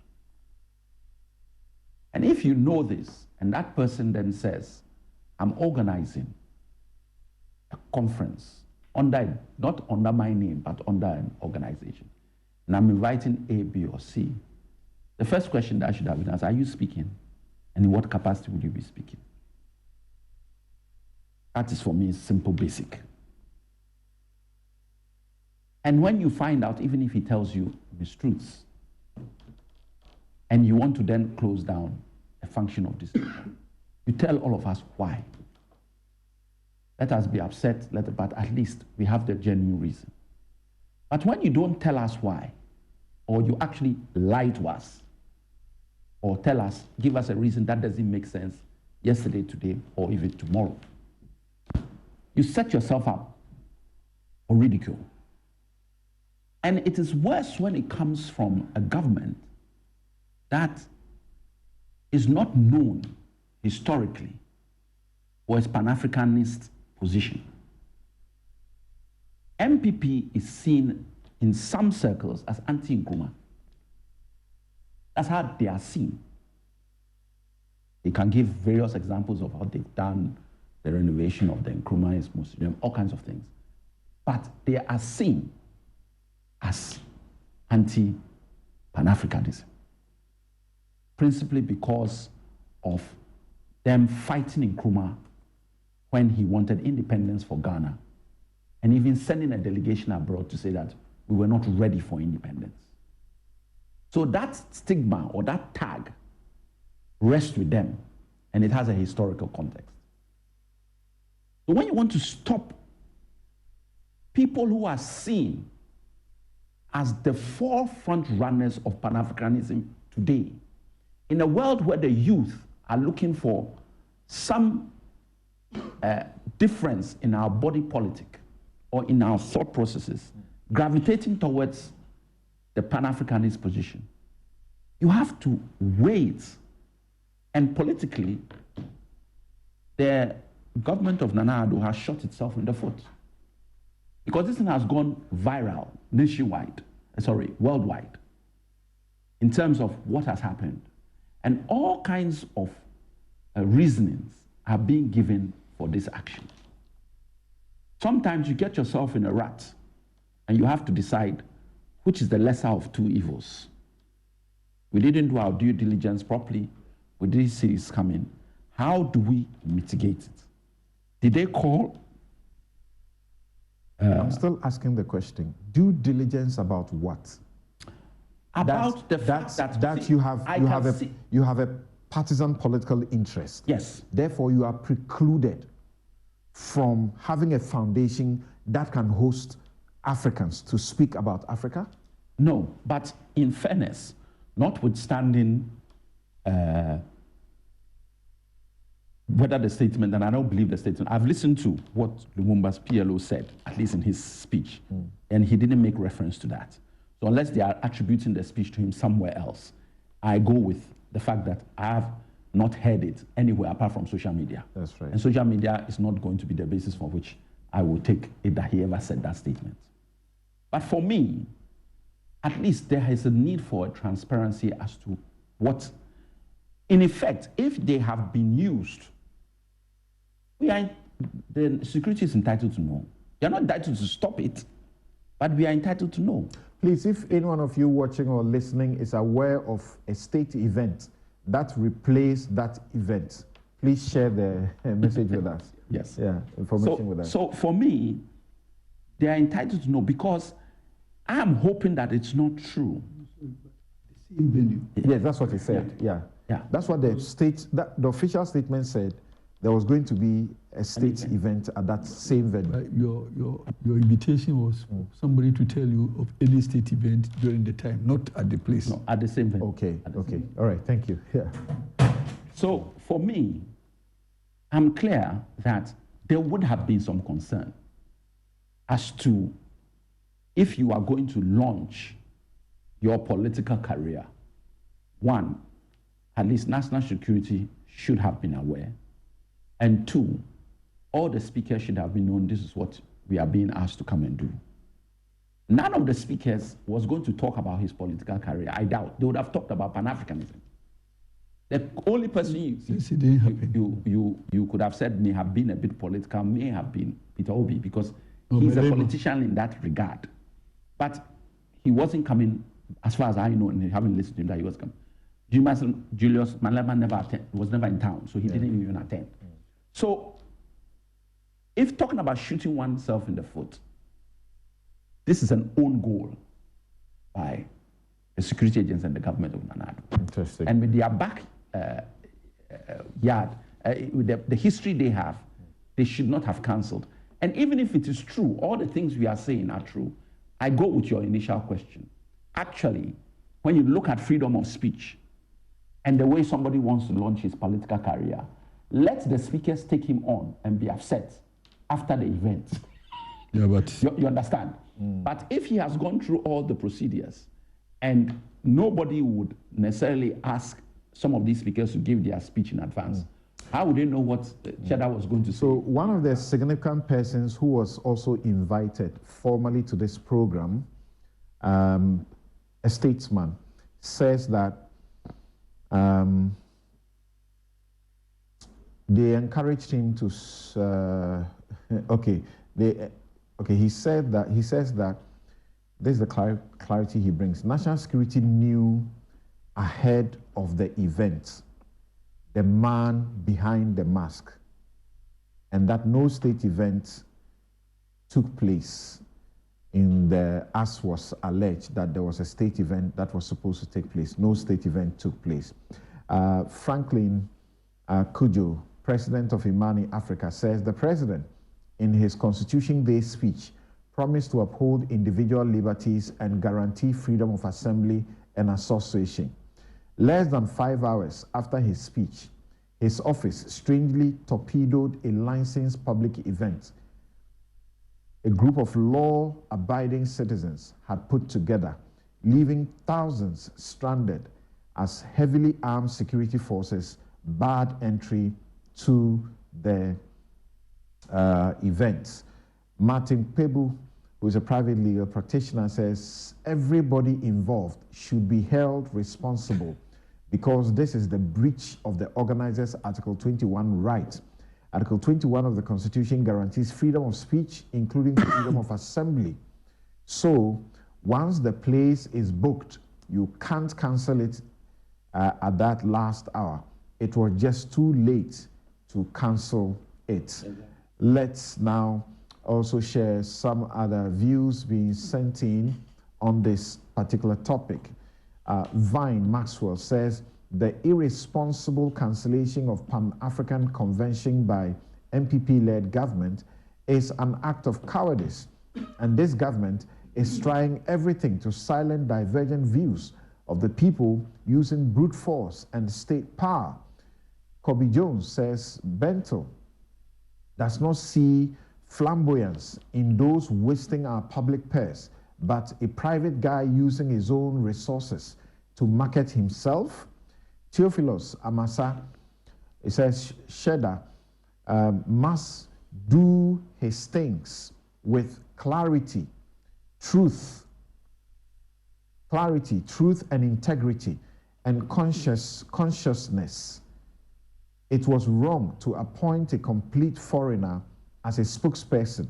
Ghana is a nation of many jokers. Okay, so he's referring to the spokesperson for the new force who was arrested and subsequently deported by the states. Samson says, but which state event was scheduled for the Black Star Square? And the managers of the venue or state protocol didn't know this ahead of time? Let's end this embarrassment and joke as a country. Then this one from Mark in the USA says, foreigners are not allowed to partake in our politics. Well, they pay for your elections. Until recently, that they decided not to pay for your elections. They pay for you to organize the election. The invitation of the 4 Pan-Africanists for Nana Kwame Bediako to launch his political career was wrong. That aside, state security should be blamed for not revealing the man behind the mask. Even me, living in the US, had intel that the man behind the mask was Freedom Jacob Caesar. Kandapa. All right, thanks for that.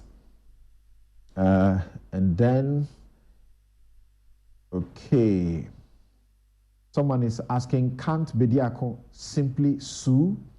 Is there truly a chief of staff at the presidency? That's many of the questions coming in. I'll take just about 2 more and then we hear Professor Ajmandia briefly because she has to make an input. It says, what is this talk about hiding? Is partisan politics not about hiding behind something, for example, giving money to the electorate to influence them by hiding behind the reason of TNT? In any event, the reference persons are available to anybody to invite for a forum. We should rather not hide behind things. Good morning. That's from Ken. African, as pursued by Nkrumah, selected like-minded individuals and helped their political cause to enhance the Pan-African story. That's from Ernest. All right, thanks for all of those messages.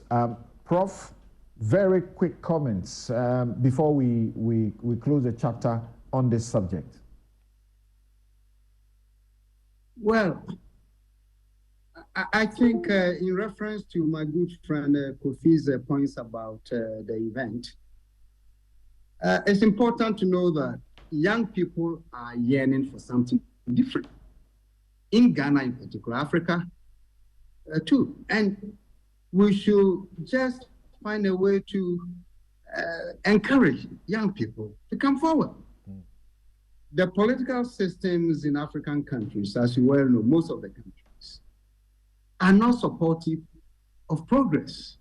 Look, this conversation, we're not getting into the character of the individual involved. That's why I didn't go there. I'm personally disturbed by certain pronouncements of Bediako and how he presents himself and all that. But the idea is refreshing. In fact, I listened to his interview, I think on Joy Showtime, a morning show or something like that. He's the first candidate who's talking about what? The over-centralization of development in Accra and Tema, that we need to have different development poles in the country. That was important. That was refreshing. So anyway, all I'm saying is that for whatever it is, we need new ideas. We need fresh blood in our political system, because the current crop of politicians, the professional politicians we have, are not helping us. All right. Kweku Enchibwe is asking, was Dr. Kwame Nkrumah's Pan-Africanist agenda and activism not about, partly, you can say, his personal political ambition in Ghana? Right. Thanks for all of your messages. They lied using state apparatus and authority, yet no heads are likely to roll. The presidency lacks credibility. And this is from Note. We take a break.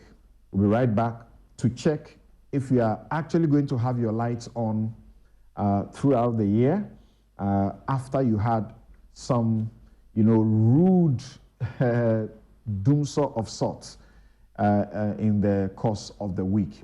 We owe so much to those who are supplying us the electricity.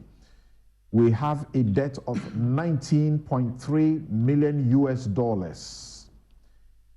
We made an initial payment through the GMPC of $3 million. And then we made a recent payment of $10 million. We have paid a total of $13 million US. We have a debt remaining of $6.3 million. Will the power stay on? Should there be VAT on your electricity? Professor Stephen Adai says no. Our new set of guests joining us will help us with the expertise to appreciate these matters. Thank you to Professor Bafo Ajmendia and for our other guests who are taking leave of us now. Thank you very much. We'll be right back.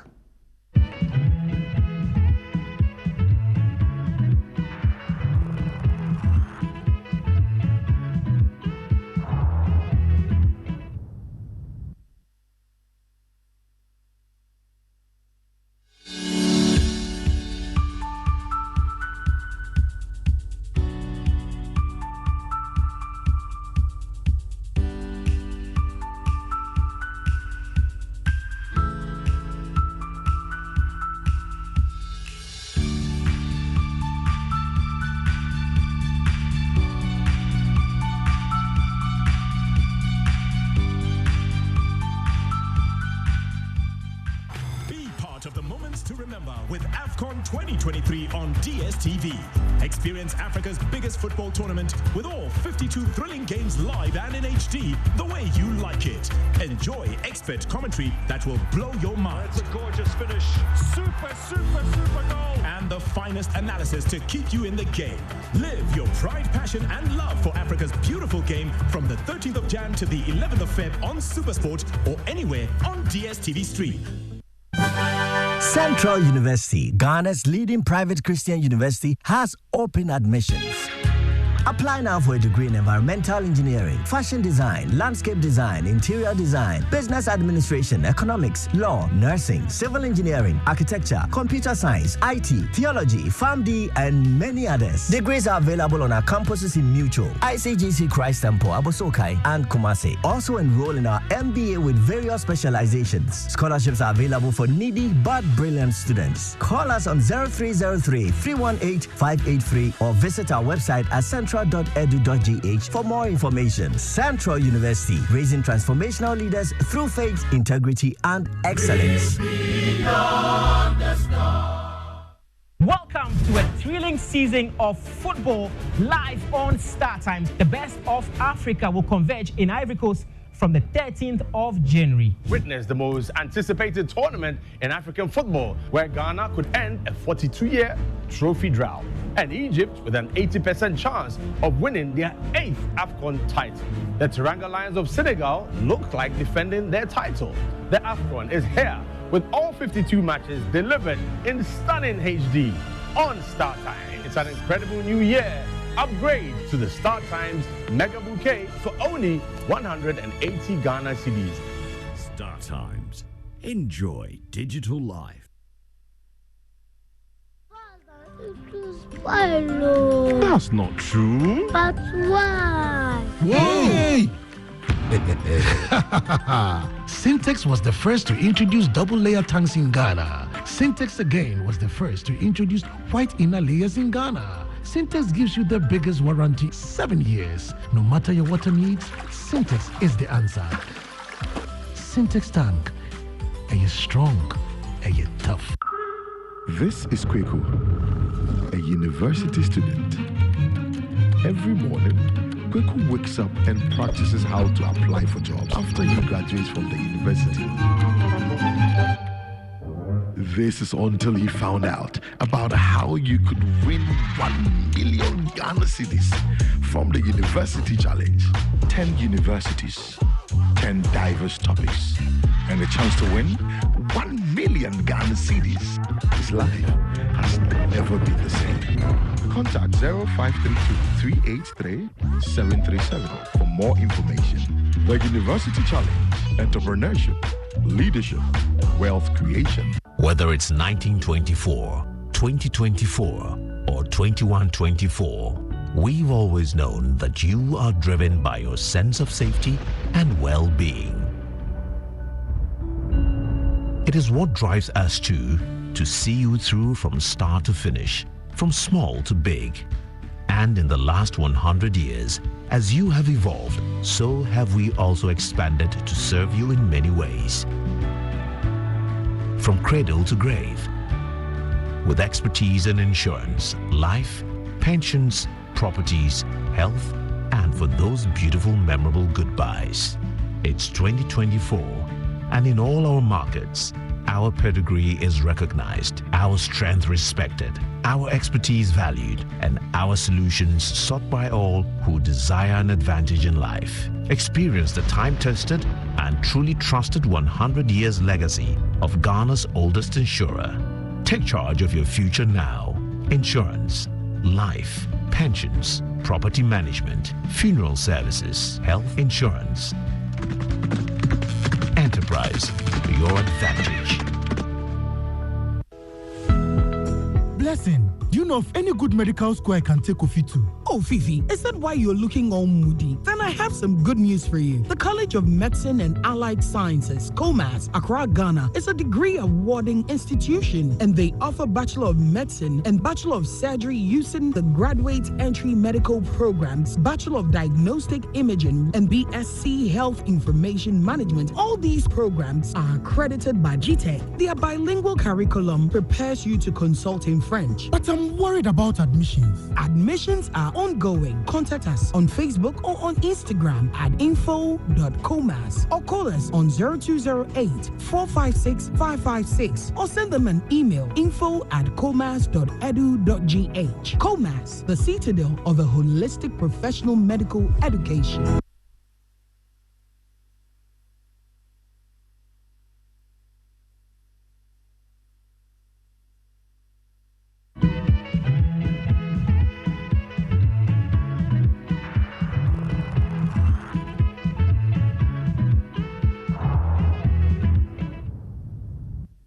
We lost a huge amount of money 3 consecutive times.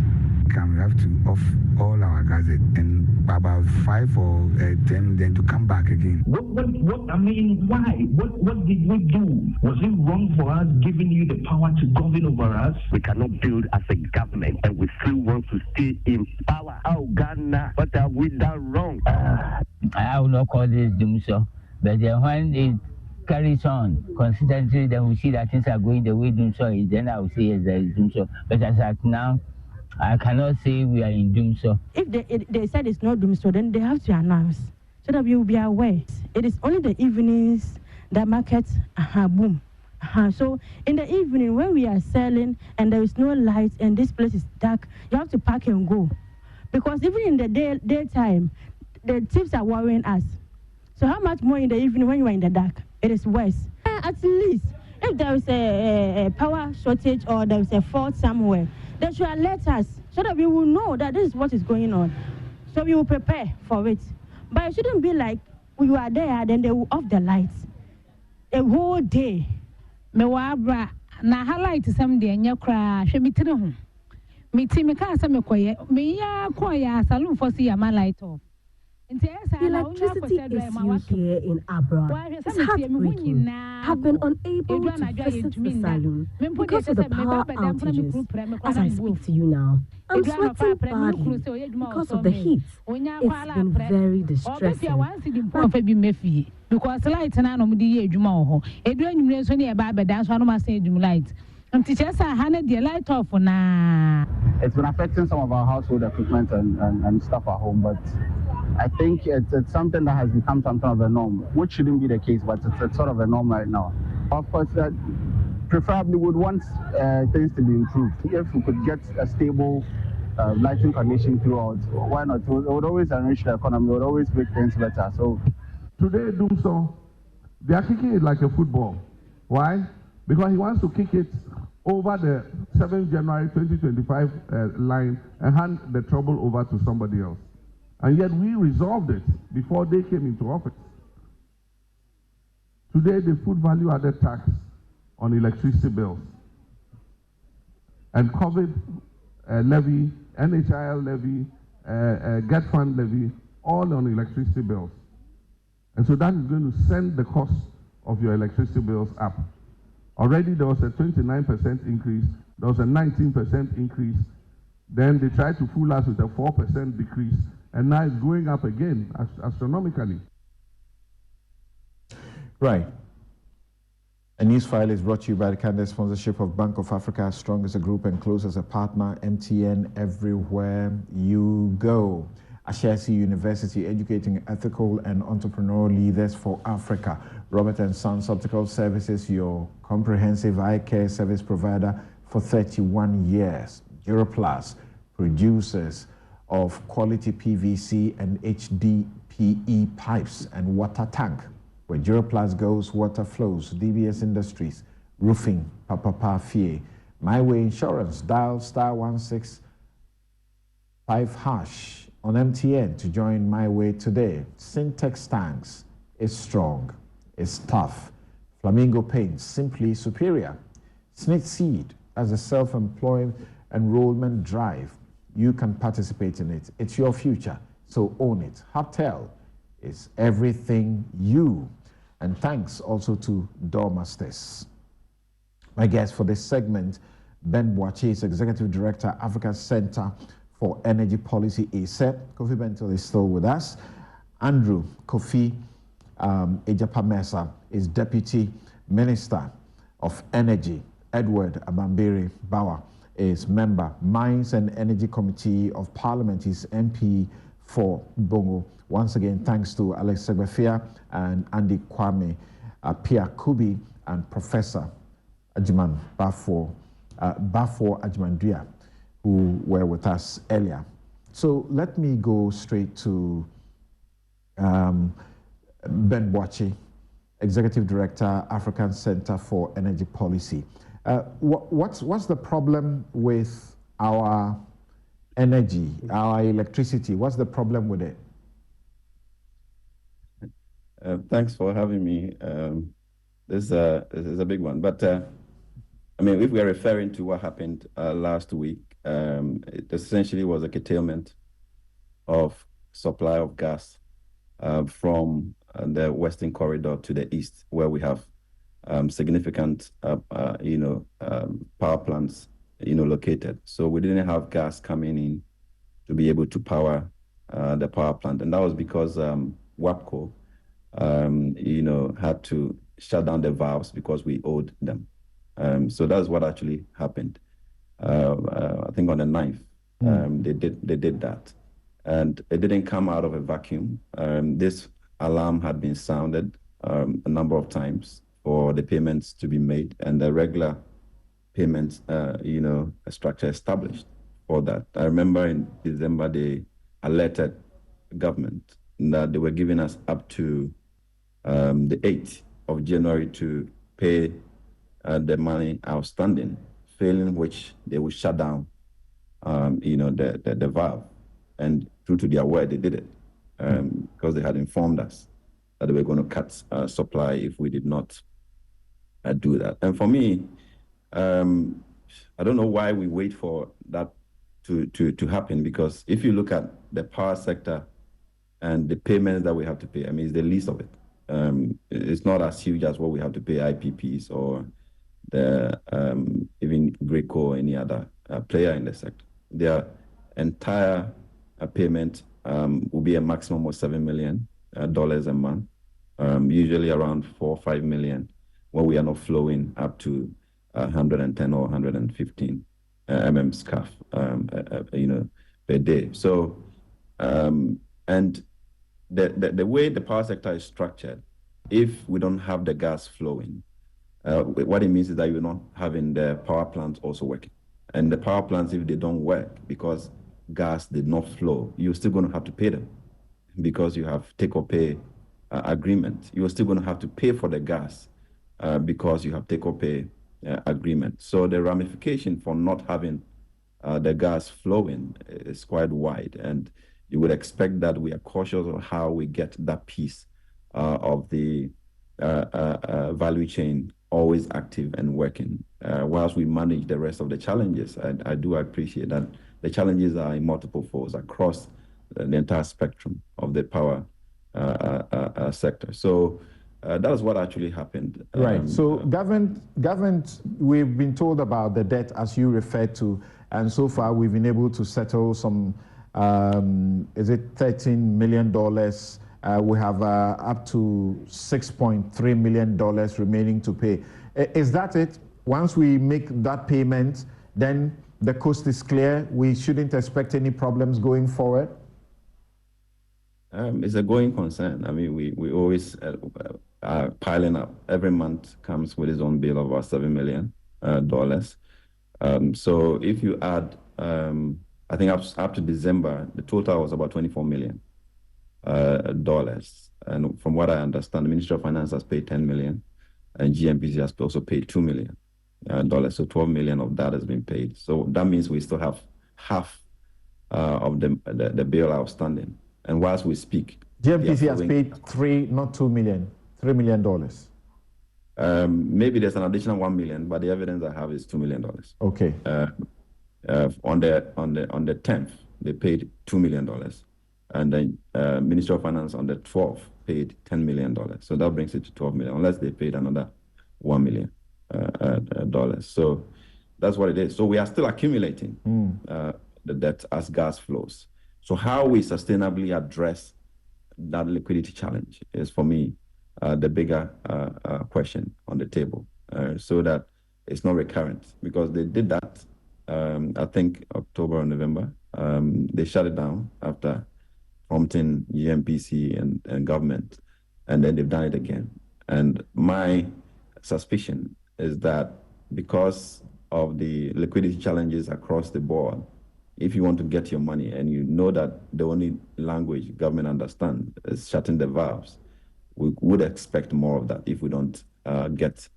So from where you sit, this is not a wisdom problem, it is a cash problem. It is a cash problem. It's a cash problem that has been sustained by a problem, a diagnosis that we had as far back as 2014, where we talked that the power sector was suffering from three things. We were suffering from managerial problems, we were suffering from technical problems, and we also had liquidity challenges. So these problems haven't gone away, and all of them work together to bring us to where we are today, where the budget essentially being sacrificed, to keep the lights on. And that for me is unfair to the Ghanaian people that require significant investment. I'm sure Honorable Mesa would have loved to have his constituency getting more money, but that money is being used to pay electricity bill. All right, it's being used to sustain the light, which for me is really unfair to the Ghanaian people. We need to get this power sector working as business, all right, where the generators get their money because power has been generated. The transmitter gets his money because power has been transmitted. And the distributor also make money because they are working to distribute electricity. Do I hear you say, that we are not paying the price we are supposed to pay for electricity, and that is the problem? Far from it. I think it's really the inefficiencies in the power sector.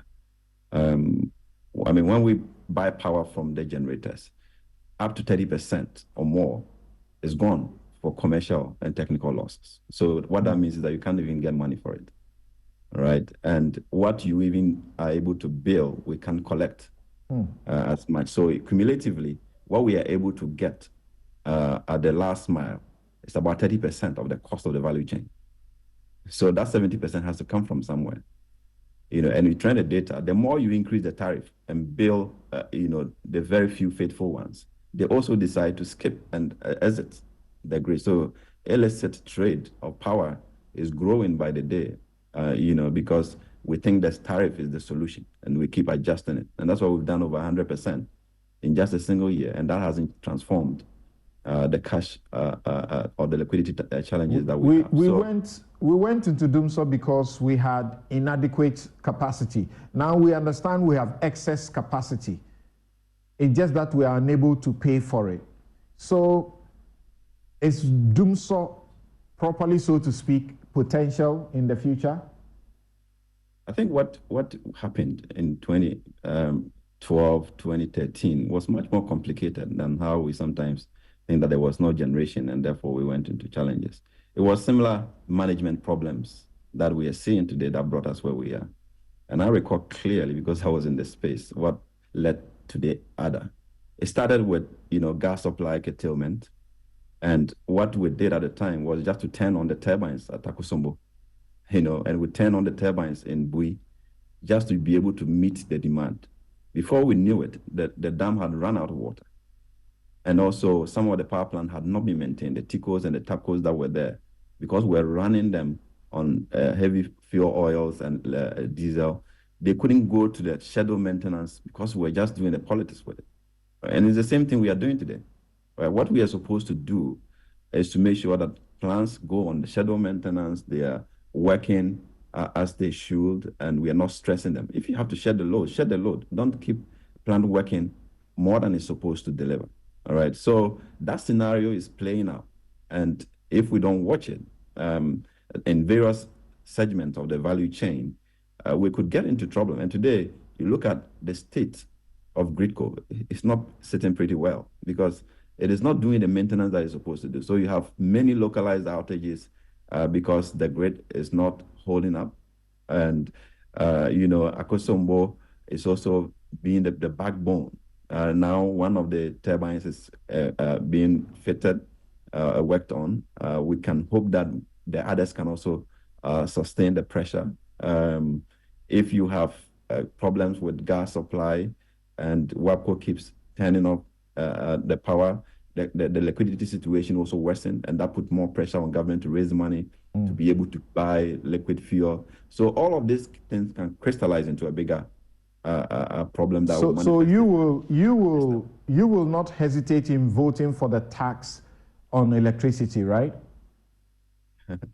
Not really. I think I don't have a problem with VAT on electricity, but you have to analyze it from a systems perspective and where we are. And I think it is not the right time to do that because we have a problem where people are stealing power. We don't have a solution to it. And the more you increase the burden, the tendency for them to, more people to steal power is really high. All right, we don't have the systems to be able to address the leakages that are happening everywhere in the country, and just adding another layer of tax is not going to. I mean, government has been taking VAT from businesses. They hardly realize that money because once it gets into ECG's hands, and they can collect much, they can pay the IPPs, they can pay transmission, they can pay the state agencies like VRA and BUI. I mean, there is no money. So that additional tax on consumers, who are about 35% of the total consuming populace, I don't think is going to shift anything. What we need to focus on is making sure that those who are not paying pay. We are able to account for the power that is generated. We have the systems to do that. And once you be able to clean up that space and being able to optimize the tariff so that it is much more less burdensome on the people, then you can then go into these kinds of things to see how do we generate more revenue. Otherwise, you only have a few credible consumers who are always taking the bullet. They're always taking the higher tariffs on themselves, and that wouldn't change anything at this point. Thank you very much, Ben. Edward Bauer, you are with the Mines and Energy Committee of Parliament. Of course, you have also been in this area when the NDC was in government. What do you find to be the problem, and how do we get out of it?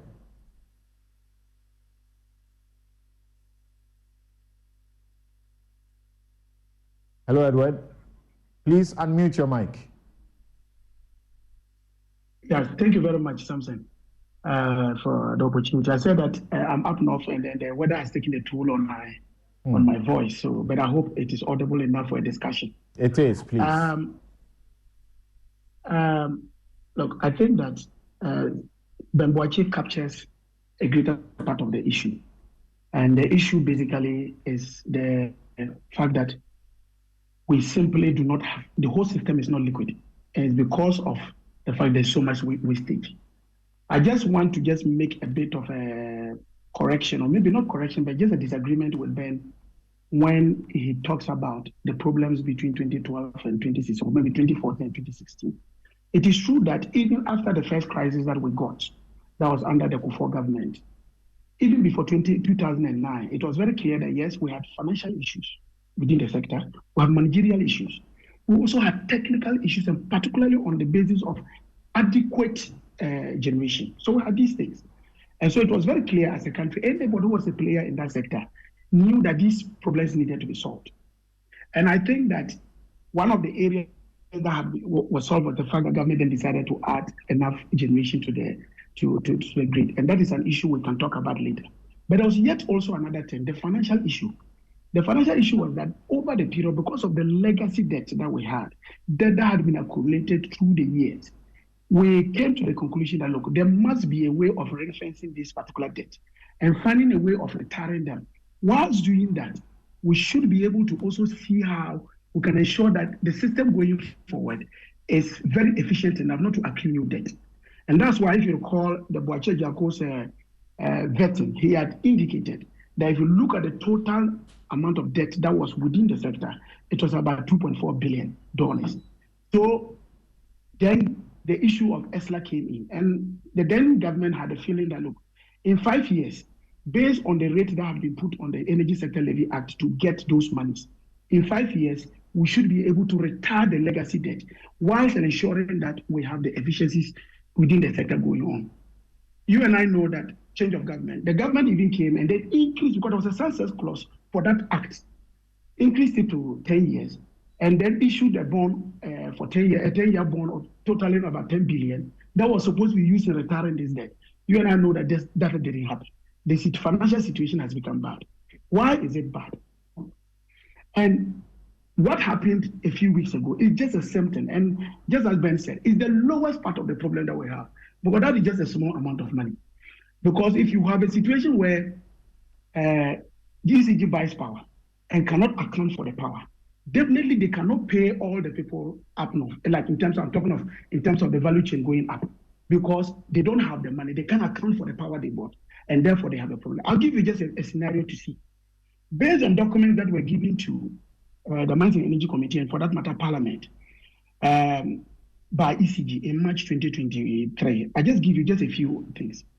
If you look at the technical and commercial losses in terms of money value, and the trend, you see the trend is so disturbing. You see that in 2017, for example, you had the total loss as at the end of 2017 was 541,609,699. In 2018, it came to almost about 1.5 billion. In 2019, it was around 700 million. In 2020, it became about 2.2 billion. In 2021, it was about 2.3 billion. And in 2022, it was about 2.6 billion. And these are monies that ECG simply cannot account for after they have bought the power. So if they cannot make it, what that means is that they cannot pay all the other players up north. But let me tell you something. These particular problems that we're having, whether it is shortage of a shortfall in capacity payments, whether it is fuel payment, these are all things that are factored into the end user tariff. So Samson, myself and you, if I go to buy power today, per our arrangement, I pay because fuel is a pass-through cost, if you look at the calculation. So it means I have already paid for the fuel that is supposed to be used in generating the power. And so government should be able to or maybe the utility, ECG, should be able to pay for that. Because when I pay, they are able to do that. How come that they cannot do it? It's because ECG cannot account for this particular power that is being bidder. So you see that in all the sector, in all the value chain, he used the word gridco. He gave gridco as an example. As at 31st December last year, 2023, gridco had invoiced ECG to a tune of about 1.4 billion as the amount of money they needed to pay. ECG needed to pay gridco. ECG could only honor 23% of that particular bill. So what it means is that about 77% of that bill simply, 77% of that bill simply was not paid to GRIDCO. So GRIDCO cannot have an investment they've been done. They cannot improve on their operations. There are a lot of things that cannot be done. You come to BUI, and I'm using just government sector before I come to the IPPs. So you look at the BUI, because of the fact that BUI has to pay back the debt that we took from, in terms of the Sino-Hydro deal, to construct the dam. They invoice ECG on in dollar denomination, because that's how they are able to get the money to be able to pay. Even though you and I know that they are even unable to do it. Sometimes Minister of Finance has to intervene to do the payments.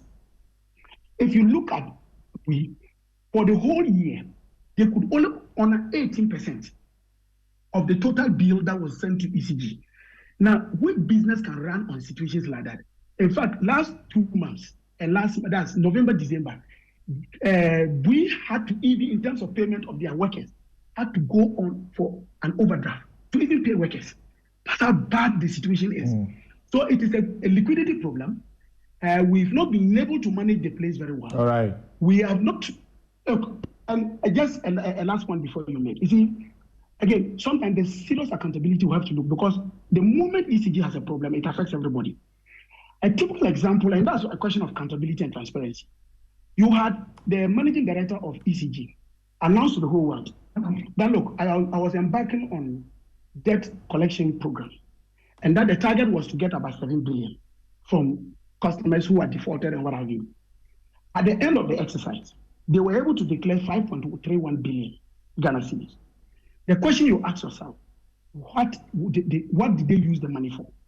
Because the cash waterfall mechanism that was created to ensure that all the players, so in this cash waterfall mechanism, it's just a pot that all the monies are put in, and then there's a predetermined formula where they say this money is put here. So fuel, fuel suppliers take your share. This, and they give them in terms of proportions. And normally there's a scale for that, and it's predetermined by all the players. All right. How come that mechanism has stopped? And so it is a financial problem. It is a problem to a very large extent that has been brought onto ourselves. We could have solved this problem. Thank you. Let me bring the minister on now. Ejapa Mensah, thank you very much once again. And in the course of the week, we were all so very worried. For example, I get up in the morning, I get to my office, and suddenly the lights have gone off. And for the whole day, I don't have light. I didn't plan to buy diesel, and I have to do all of that. And then I have to plan the next day, how will life be like? And you are hearing from all over the places, people are talking about how their lights, have gone off. Then you came with the assurance that it is over. Is it really over? Well, let me say good afternoon or it's still morning to our listeners and viewers, and of course, my co-panelists. I'm sure that when Ben was articulating the issues relative to what happened on the 9th and some hours of the 10th, it was quite clear that there was an issue with respect to gas transportation from the west to the east, which then led to WAPCO curtailing their services to GNPC. That problem was resolved on the evening of the 10th. And so as we speak, we do not have any curtailment in gas transportation from the west to the east. And so the plants are all running at full capacity. And as far as I know, from our systems control center, there's been no outage of electricity or, if you like, deficit in generation from the 13th, on the 12th, and even on the 11th. And so if you have except that prior to that, people had, experienced intermittent outages, but I'm not sure if we can attribute that to what happened. So that's why I'm coming there. Indeed, in fact, WAPCO reduced the volume of transportation on the 2nd.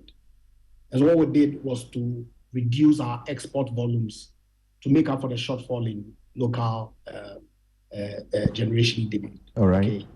And so, like I was saying, making reference to what Ben said, probably some grid-related issues may account for the outages that people encountered in their homes during the period. Okay, but when it comes to the issue of generation itself per se, the information that I have is that apart from the night of the 9th, and some hours into the 10th, where we had up to 700 or so megawatts of power taken off.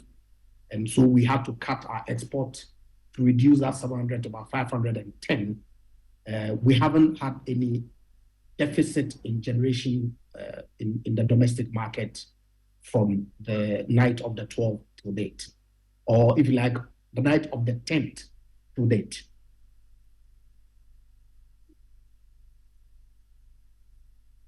Hello? Yes, I'm listening to you. To you. So that's the thing. And indeed, you're right. And Ben to a large extent is right when it comes to the issue of the curtailment. Timing really was an issue for us. Okay.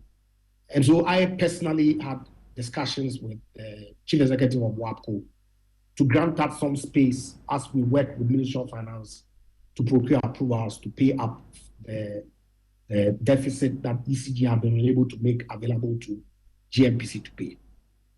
So, of course, she also had to go through her own internal approval processes, and so that could not be granted. And so they took off the power, the services on the 9th night of the 9th. Right. And by the 10th p.m., it had been restored. Yeah. So what we are supposed to do going forward, and for which I can assure our listeners that this eventuality relative to payment of WAPCO services will not recur, is because in August, when we did a review of the cash waterfall mechanism, we segregated it into 2 tiers.